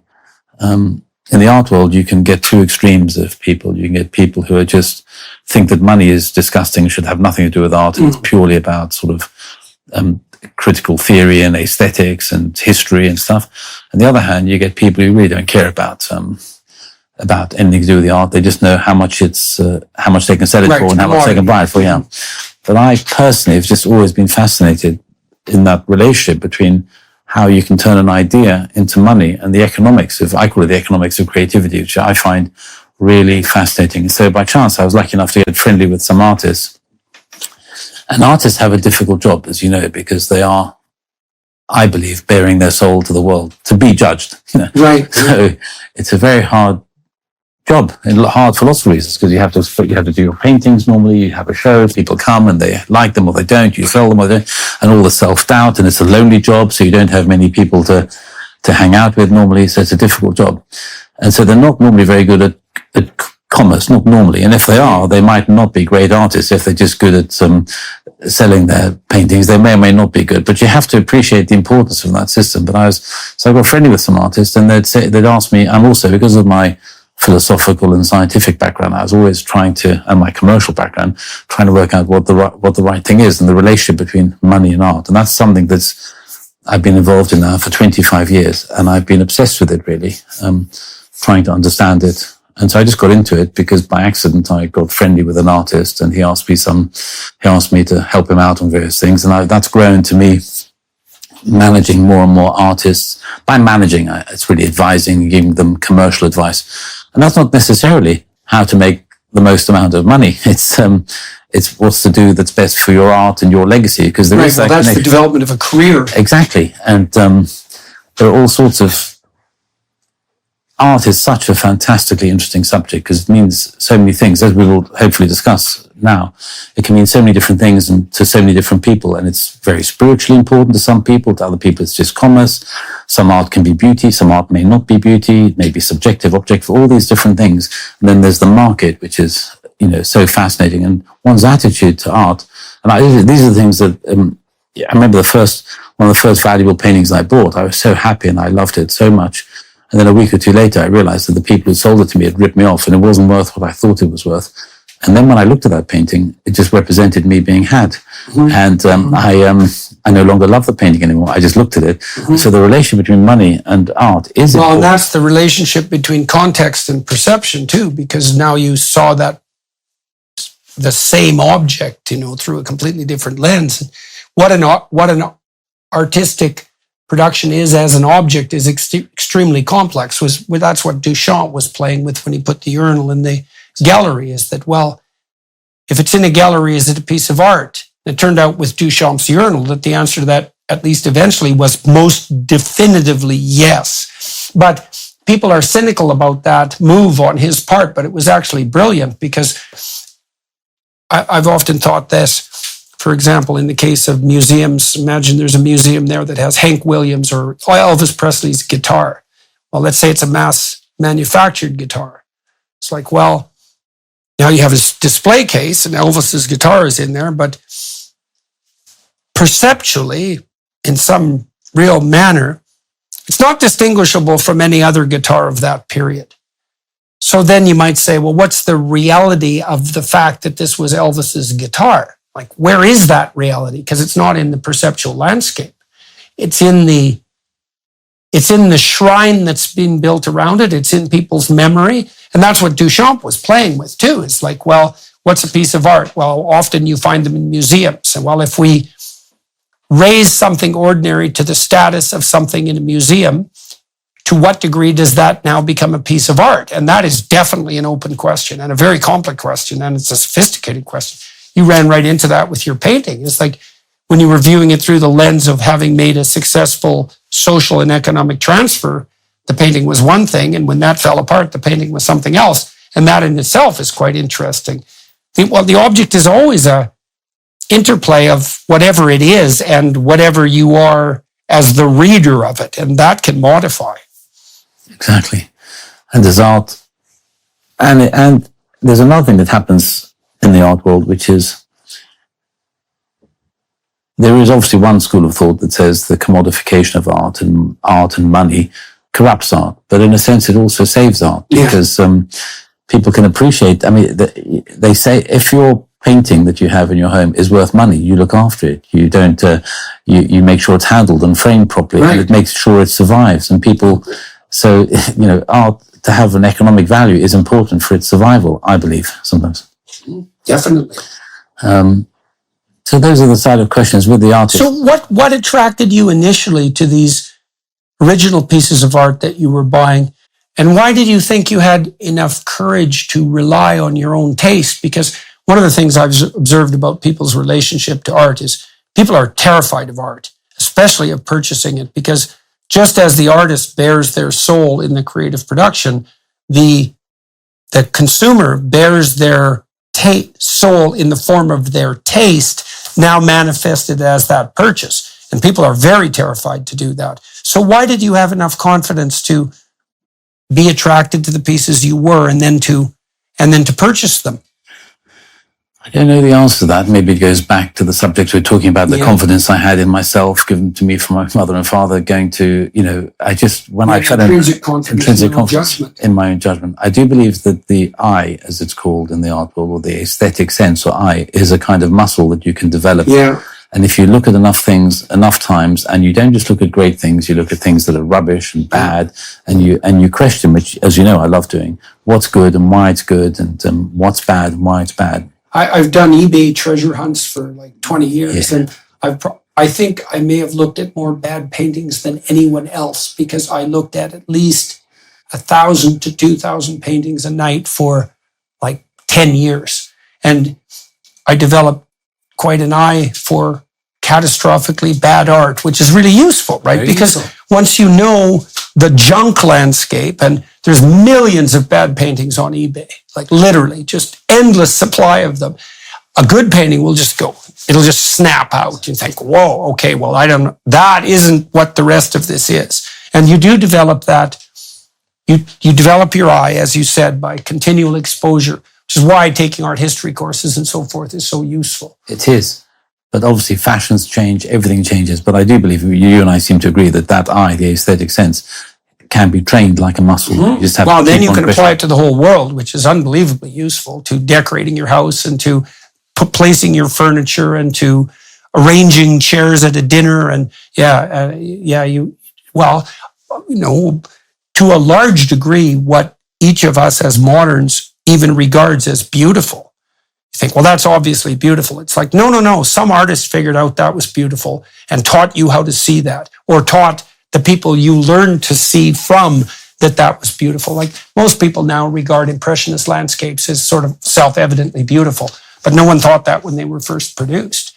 And the whole notion that even there is such a thing as beauty in landscape, that was by no means self-evident before artists figured it out. Exactly. And it's the same with many other genres of art. But I think, I agree. But going back to your question, is how do you have the confidence to buy art? Generally, you build up your aesthetic sense. But of course, there's this other delusional thing that people have, which is everyone thinks they've got a good idea, a good eye. So not everyone, but most people do. So the classic thing an art gallery will do when you go in and there's 10 paintings and you choose one, they'll always say to you, oh, you've got a good eye. And of course you want to believe you've got a good eye. So you have to be careful not to believe that you have a good eye and to doubt yourself as well. The other thing to do, which I think is important in art, is if you're really trying to buy great art, which is hard to express properly, but it's originality. If it's simply copying other art, it may still be beautiful and it may still be valuable, but it's unlikely to be as valuable as the Impressionists in 1863 or whenever it was, because they were doing revolutionary, which was hard to accept then. But with time, that becomes amazing. Well, because it's also difficult to separate out original from merely shocking. Because if it is original, it will be shocking because it'll force you to perceive something. And I think Cubist art, the Cubist art from the 1920s, actually still has that power. A particularly good Cubist piece, you'll think there is really something radically different about that. And good Cubist pieces are pretty damn rare. But much of what passes for modern originality is always merely shocking. Now, all that disappears in the flux of time very rapidly, and only what was truly original remains. But it's not an easy thing to distinguish between the merely shocking and the original early. You seem to have managed that to some degree. I mean, you do. I think there's some reason to think that you do have a good eye for originality. And so how do you distinguish between the original and say, the merely shocking? I think it's, again, training your eye to look at lots and lots of things. And if you come across something that you've never seen before, that automatically makes you think about it. But this is new. And then it has to kind of touch you. So already you're thinking it's original. Then it has to touch you in a way. I generally, you can tell if an artist generally is just trying to be shocking because to grab attention, or if he's just trying to create beauty or something important. I say you can tell. I don't know how you can tell, but I can tell. Yeah, well, you did lay out how you tell, though. I mean, if you want to learn how to judge Impressionist landscapes, let's say, you could start by looking at 10,000 of them. And what you're doing is you're building up an implicit vocabulary because you're tuning a set of perceptual networks. So imagine you have a set of 1,000 Impressionist paintings. There's something about them that makes them Impressionist paintings, let's say, rather than Renaissance realist paintings. Now, what that is whatever's at the core of Impressionism, say, versus any other genre of art. But that's not definable. The only way you're going to figure that out is by exposing yourself to a multitude of exemplars and extracting the gist perceptually. That's like tuning an AI network. You can't express what it is, but you can learn to see it. And then you can learn to see, so imagine there's 1,000 Impressionist paintings. Some of them are more canonical. Those would be the masterpieces. Some of them are more central to the spirit of the Impressionist endeavor.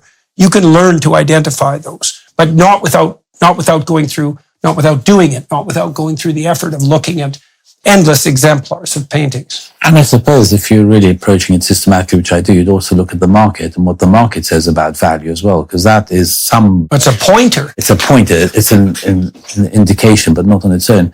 There's something that, often the debate, as you know, in art is beauty objective or subjective? Forget about beauty. Let's call it beauty. There's a debate about whether art has to be beautiful or not, which we probably will both accept. It doesn't have to be beautiful. It has to be meaningful and touch you. It doesn't. Maybe you disagree with that, but let's come back to that. On beauty, is it objective or subjective? Well, Goya is often not beautiful. Exactly. It's horrifying often. Yeah, but you'd have to accept it's great art, I think, yeah. Yes, right. So is it objective? And so the view I formed, and I may be wrong about it, but this is my currently firmly held view, is that there's a kind of collective subjectivity or even objectivity in art. So if you asked 100 people, if I took you into a room with 10 paintings done by the same artist, all 1 meter square, I think there'd be a real consensus about which was the best one. We actually did this formally. I did this with Harvard with a student of mine, Shelley Carson. We were trying to develop objective measures of artistic production. So one of the things we did was have well-established artists rate collages we had ordinary people make with the same kit. So your goal in our experiment was to make a collage out of this kit of pieces. And then we had artists rate them for quality. And then you can find out if there's anything objective by seeing if there's a similarity in the rank orderings across the artists. And the similarity was quite stunning. So there's an index called alpha reliability, which is the average correlation across a set of rankings. And it was extremely high. The artists could very reliably distinguish the high quality collages from the low quality collages. And so now is that objective? Well, it transcends the subjective. I mean, it's not exactly objective because it's so clearly dependent on the existence of a perceiver, but you do have cross-perceiver similarity, and that's a form of objective reality. That's what I think too. It's more than subjective. It's a sort of collective belief on what's right. Of course, there'll be 1 or 2 in 100 or 10 that will disagree with you, but generally there's a consensus amongst... And a rank-ordered consensus. Well, otherwise we couldn't even have a category of art because, well, you could just throw a frame around anything and it would instantly be art. It's like, no, the mere fact that we have a category of art means that we distinguish some images reliably from others. Now, why? We don't know exactly. Beautiful might be one, but I think part of what art does is produce revolutionary transformations in your perception towards something like the good. And there's all sorts of different ways that can occur. I mean, Goya is a good example because his representations are so often horrific, and Hieronymus Bosch is another example of exactly that. I mean, there's beauty in the craftsmanship and also perhaps in the palette, but the details are horrifying beyond belief. But those artists are compelling you to look past that, which they're compelling you to look past even the comfortable emotional limitations of your current perceptions. And so the great artists they're geniuses of perception, fundamentally. They teach you new ways to see. You think, well, seeing, you just look at the world. It's like, seeing is a lot more complicated than just looking at the world. Yeah, that's what I think. They help you relate to the world. They help you get through life often and see the world in a different way. They help you discriminate between that which is of quality and that which is of not of quality. And they help you see things you otherwise wouldn't see. I once, going back to a subject you touched on earlier, which is... in choosing art and hanging it on your wall, you're exposing yourself in a way. I remember a very well-known art dealer telling me that you can tell a lot about someone from their art collection. I remember thinking, yeah, that makes sense. And I've got a few ideas of what you can tell, but I think it's true, but I can't quite work out what it means. Yeah. Do you know what I mean? That's like and one thing you can tell from an art collection is from the style, you can probably tell that they're just buying what they're told to buy. Yes. You can also tell if they're trying to match their furniture. Exactly. So they're more interior decorators, But I don't know what else you can tell. But I do believe that you can tell a lot, but I couldn't enumerate everything you can tell and why. Yeah. Does that make sense? Well, I think it's probably as difficult to figure out what an art collection reveals about the collector as it is to figure out what the art itself represents. Yeah, I think it's partly, I suppose, because people have all sorts of different motives for why they collect art. I mean, I collect art because I collected Soviet realist art. I collected a lot of it, partly because I was extremely interested in the pieces as historical artifacts. And then I was interested in the war between propaganda and the artistic tendency that each canvas represented, because a lot of the Soviet realist artists were very technically proficient and skilled as artists, but then they were forced to serve as propagandists. And so you have this terrible tension, and they often painted in essentially an impressionist style. It wasn't exactly realist. It was much more an impressionist style. This terrible tension in the canvas between what's really incredibly high-level artistic ability and this narrow propagandistic window. So those canvases are a real battle between two opposing spirits. And so they're very intense things to have around you. You know, like a beautiful portrayal of Lenin sitting by a window while a child plays the violin. That's a complicated object because Lenin was a complete bloody monster. And yet you have the amalgam of this beautiful impressionist light and this extremely well-designed canvas. And so my house was full of those paintings. There's a lot of tension in that, even socially, because of course people would come into the house and wonder what the hell I was doing having these like 8-foot portraits of Lenin up on the wall. And there's all sorts of reasons. I personally love what you collect, and I love those communist propaganda posters. I love the shapes and the people and the colors. And well, they were also often very effective means of propagandization. And so that was a place where art, whatever the impulse of art is, was harnessed for political purposes. One of the things I also loved about those canvases is that as we move away from the Soviet Union, the art wins. They become less and less pieces of propaganda at all because, well, at some point, 300 years in the future, people won't even know who Lenin was. But the painting, insofar as it's an artistic success, the painting will still exist. All that'll be left is the art. All of the propaganda will have vanished. Maybe, sometimes as time goes by, things don't become more valuable. There may still be the art there, but there's a common belief, which changes through time, but a common belief that for art now to be really great art, the artist must be unfettered and just apply his mind to whatever he wants to. And as soon as you try and control it by getting him to do a commission or getting him to do a portrait or him or her, or getting them to do propaganda, it corrupts the art of the artist and the value of it. Does that make sense? Well, I think my experience with artists, I've worked with one artist for a very long time, very intently. A commission for me is more like a collaboration. It's like, well, I don't want to get in his way because he's the artist. So I work with this native carver, for example, from the West Coast, and I really like his work. And normally when I commission something, we go look at where it might be placed, and I talk about what he's engaged in, and he asks me what sort of things I'm interested in and what I'm sort of envisioning there, and we come up with a story that he will represent. And so there's no warping of his artistic there's no warping of the artistic enterprise there because I don't tell him what to do. We come up with an interesting project and then pursue it. And some of that is ideational discussion, but I'm certainly, and I think this is the right way to handle business negotiations in general. It's like, if I want to do business with you, I don't want to just tell you what to do. Then you're definitely the wrong guy for the job if I'm just telling you what to do. I would rather that we have a discussion that progresses to the point we're both very thrilled with what we're going to do together. And then if you happen to be an artist, we found this even Tammy and I, when we've done a lot of renovation projects, and a lot of them fairly artistically oriented, with all the craftsmen.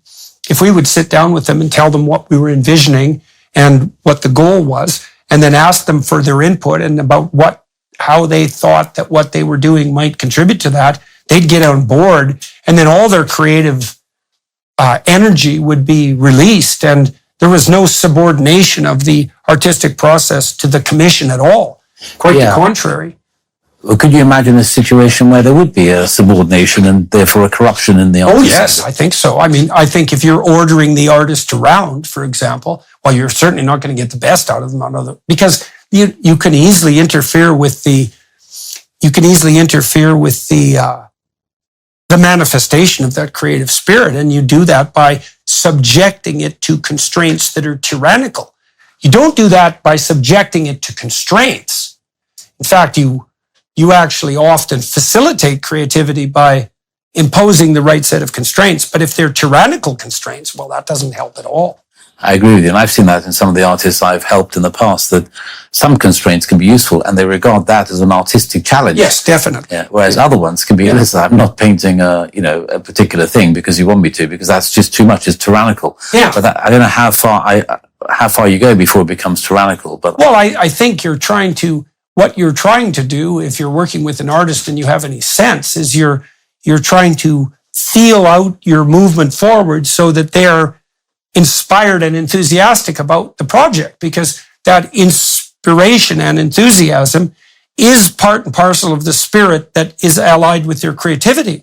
So if I'm talking to Charles, this artist that I was describing, he's designing a totem pole for me, a 40-foot totem pole for outside my cottage up in northern Toronto. And he asked me, what I've envisioned. And I've had an idea for a totem pole in my mind for a long time. And it involves a representation of chaos at the bottom in the form of fighting serpents. And I know in their tradition, they have this sea-soodle figure that's a serpent. And so I talked to him about the emergence of order from chaos and the dragon as a representation of chaos. And we walked through the whole totem pole, but it's a dance because I'm really interested in, for example, if I discuss an idea with Charles, an image will pop into his mind because he's very obviously image oriented. If he looks at a block of wood, he can see the sculpture in it, which is apparently a talent Michelangelo had in relationship to marble.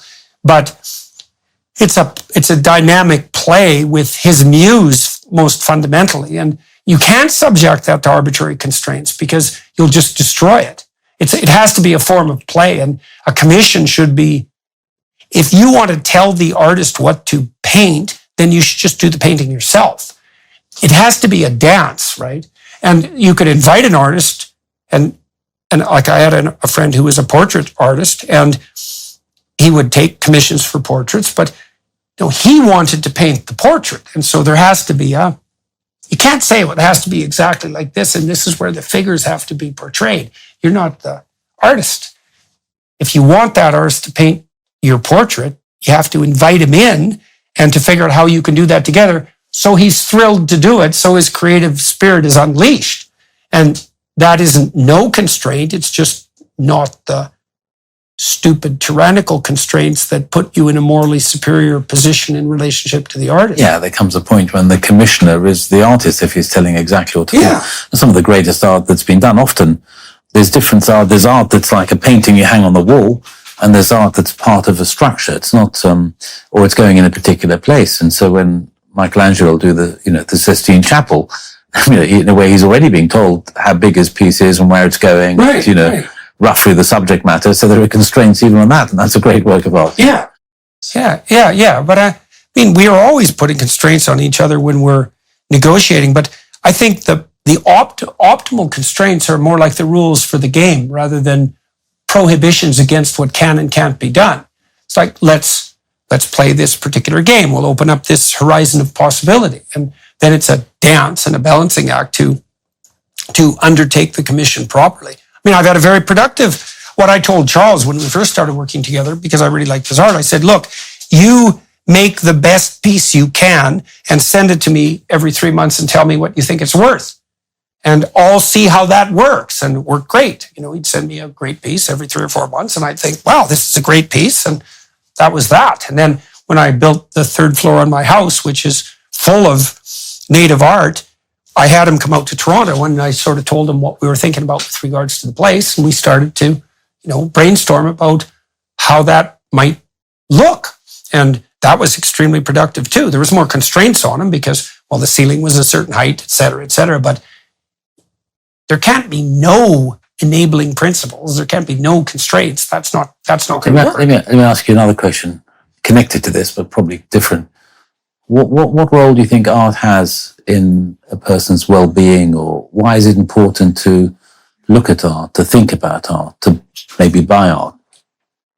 Forget about artists. It's a burning bush. What do you mean? Well, in the Exodus story, Moses is just wandering around long minding his business, let's say, and something glimmers on the side of his vision. And it's this burning bush. It's something that attracts his attention, right? So he goes to investigate it, and then he inquires into it. He looks more and more deeply into it. He asks the phenomena that he can't look away from its name. And it reveals itself as the ground of being. And I would say, well, that a painting, a piece of art is an invitation into an inquiry into the ground of being. And so a great painting will break your frame of reference. So that's what Van Gogh's flower paintings do. The Iris, let's say, it's a very, very famous painting. There's no limit to how much you can apprehend a flower. It's a revelation of being. Now, most of the time what happens is that we don't see the flower. We see our memory of the flowers we've seen. And an artist will go twist it and then represent the flower to you and remind you that there's way more to the world than you're casually perceiving. So that's a window through your presuppositions into the ground of being. And that's an invitation into the realm of the gods. And I don't mean superficially, and I don't mean metaphorically. I mean literally. And now we know something about this on the perceptual front now. So psychedelics, for example, chemically, they strip your perception of memory. And that means the whole world floods in, and that's overwhelming. Well, a piece of art is a micro dose of a psychedelic. That's a perfectly fine way of thinking about it. And what it does is it strips your perception of memory. And you look at the painting, and you know how you develop a relationship with a great painting across time. You know, it's that it's like we know, for example, that people use the parts of their brain that they perceive people with and living objects to perceive musical instruments. They're not dead things. And paintings are like that too. A painting, if it's deep and good, like a piece of music, it's something you establish a relationship with. And it always reminds you that there's more to what is than what you merely perceive. And to be surrounded by great artists, to be reminded of that all the time. And, that can be too much. When people used to walk into my house, which had like 500 paintings in it, they were just absolutely everywhere. It was like my mother, who's less open on the artistic front. She'd always ask me, kind of disturbed her. She said, well, why do you want to live in a museum? My answer would be, well, why wouldn't you want to live in a museum? I want these windows to the underlying reality of things open everywhere so that can shine through. But it is a lot, it's a lot to ask of people. I think we had 40 colors in our house at that point at the same time. So it was quite the 40 colors trip. Yeah. Well, one of the artists that I had bought a number of paintings from helped us. He was also an interior designer, and he came in and we used 38 colors in the house. It was a very small house too. And they were very harmoniously arrayed, but it was and they were subtle, smoky colors. It wasn't a fluorescent landscape. It was as subtle as 38 different colors could be, but he was a master of harmony of color, and every room, every doorway was a different juxtaposition of a palette. What's the difference between an artist and a good interior designer then? Well, I think anything you do can be raised to the status of art. The better you are at it, and if you're a great interior designer, well, you're definitely encroaching on the territory of fine art. That's funny. One of the artists I manage says that himself. He says anything done really well. Yeah, well, that's what art means. Art means spectacular skill, and so you can see that among craftsmen. This is partly why I like working with high-level craftsmen renovating houses. Is that if you don't think those people are artists, you're not paying attention. And as soon as you start treating them like they're artists and recognizing that, man, you get their best work out of them. The third floor we built in Toronto, all the craftsmen just went way above and beyond the call of duty because they were so excited about participating in the project. And that just means every single corner is beautiful. It's so fun. So I think you're saying, and I agree with it, that it's important to connect to something, as you would say, transcendent. If you don't look at art and appreciate art, you're not connecting to forces outside of you. Right, and you need to, because you get narrowed otherwise, and bitter and shallow and warped and tiny, and none of that's good. The artists will blow the unnecessary barriers off your perceptions, and you might think, well, that's not necessary. It's like, it's necessary if you don't want to get narrowed to the point where there is nothing of you left, so. I find art helps me get through life. It helps me just live, really. It's such an important thing for me. It's not optional. And people who think it's optional are blind in a very fundamental way. If to think about it as it's actually the point. It's not only not optional, it's the point. And art is the point because it points to something higher. That's what art does. And there's ways of technically discussing what constitutes higher too, because modern people, especially the postmodernist types, well, there's no difference between high and low. It's like, if you were low enough, you wouldn't think that. Believe me. So you'd know pretty damn quick that high is better than wherever the hell you've ended up. And art is definitely a pointer to what's highest. Yeah, I agree. But also it helps you question yourself, helps you understand the world around you in a way, even if it's not to a higher level, to any level. It just helps you communicate with people and think about things in a way. So to me, it's very important. I think one thing that often annoys me about governments or people who approach things in a very commercial way is they neglect the commercial value of art and its economic value because it's so uneconomic. It's one of the things that hurts me about conservatives. It's like who dispense, let's say, with beauty. It's like, there isn't anything more economically valuable than beauty. Think about Europe and the beauty of its most beautiful productions. It's infinitely valuable. And not only that, it's going to become more so as we progress into the future. These great cities like Bruges, for example, which is so beautiful, it just breaks your heart when you go there. It's like it's inexhaustible economic value. And so the notion that it's an unnecessary and inefficient excess to ensure that things are beautiful. It's so blind and also so counterproductive economically that it's a kind of miracle that people can even think that way. Yeah, many governments are more concerned with, which are obviously important things, to create car plants or electric battery plants or sort of engineers. You even do that beautifully, Well, I have a friend, Penoyer, in New York, who's kind of a classic architect, and he's built lots of beautiful buildings in downtown New York. And he's made a very clear case economically that you can build a beautiful classic building for the same price per square foot as a concrete housing project. So the idea that beauty is excessively expensive, that's also, it's just exactly wrong. And that's the area I love thinking about, the economics of it, because great creativity is economically very significant for individuals and for people and for a country. For whole cultures, whole culture. Well, Europe's a great example of that. I mean, the whole tourist industry of Europe is a consequence of beauty. Exactly. And it's unbelievably valuable. We should stop. We're out of time. Oh, sorry. That's too bad, because I'd like to continue talking, but we'll continue talking because we just got going on the artistic. Just warming up. I would really like to, delve at some point. Yeah, we should do this into the particulars of some of the artistic endeavors that you've been engaged in. Yeah, no, I can do that. So great. So for everyone watching and listening, thank you very much for your time and attention. Much. Sorry, I took a bit of time to warm up. That's all. It was nothing, and it's always the case. And so, just one thing on the economic thing.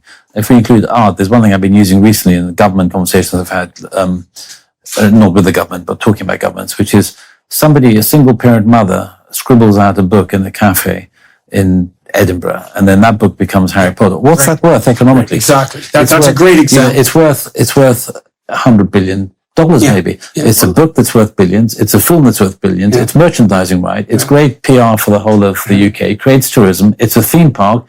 It's it's a theatrical performance every night. Yeah. And it's not, but it's not. And it's not going to go away tomorrow. No. It's like, well, the same thing happened with the Beatles. What's Shakespeare worth? Yeah, right, exactly. It's beyond money. Yeah. Well, the fact that something is beautiful, so that's another way of thinking about it. The fact that something is truly beautiful is actually an index of its value. And a fair chunk of that value can be economic, because value is multidimensional. And no, the notion, this is a real problem with the conservative mode of thinking, is the notion that beauty is some unnecessary appendage to the, necessary bare bones, concrete, efficient reality. That's so blind. There's nothing more expensive than stupidly ugly. It demoralizes people terribly. So. Sorry, we're back from it. Oh, thanks so much. Yeah. See you soon. You bet. Hello, everyone. I would encourage you to continue listening to my conversation with my guest on dailywireplus.com.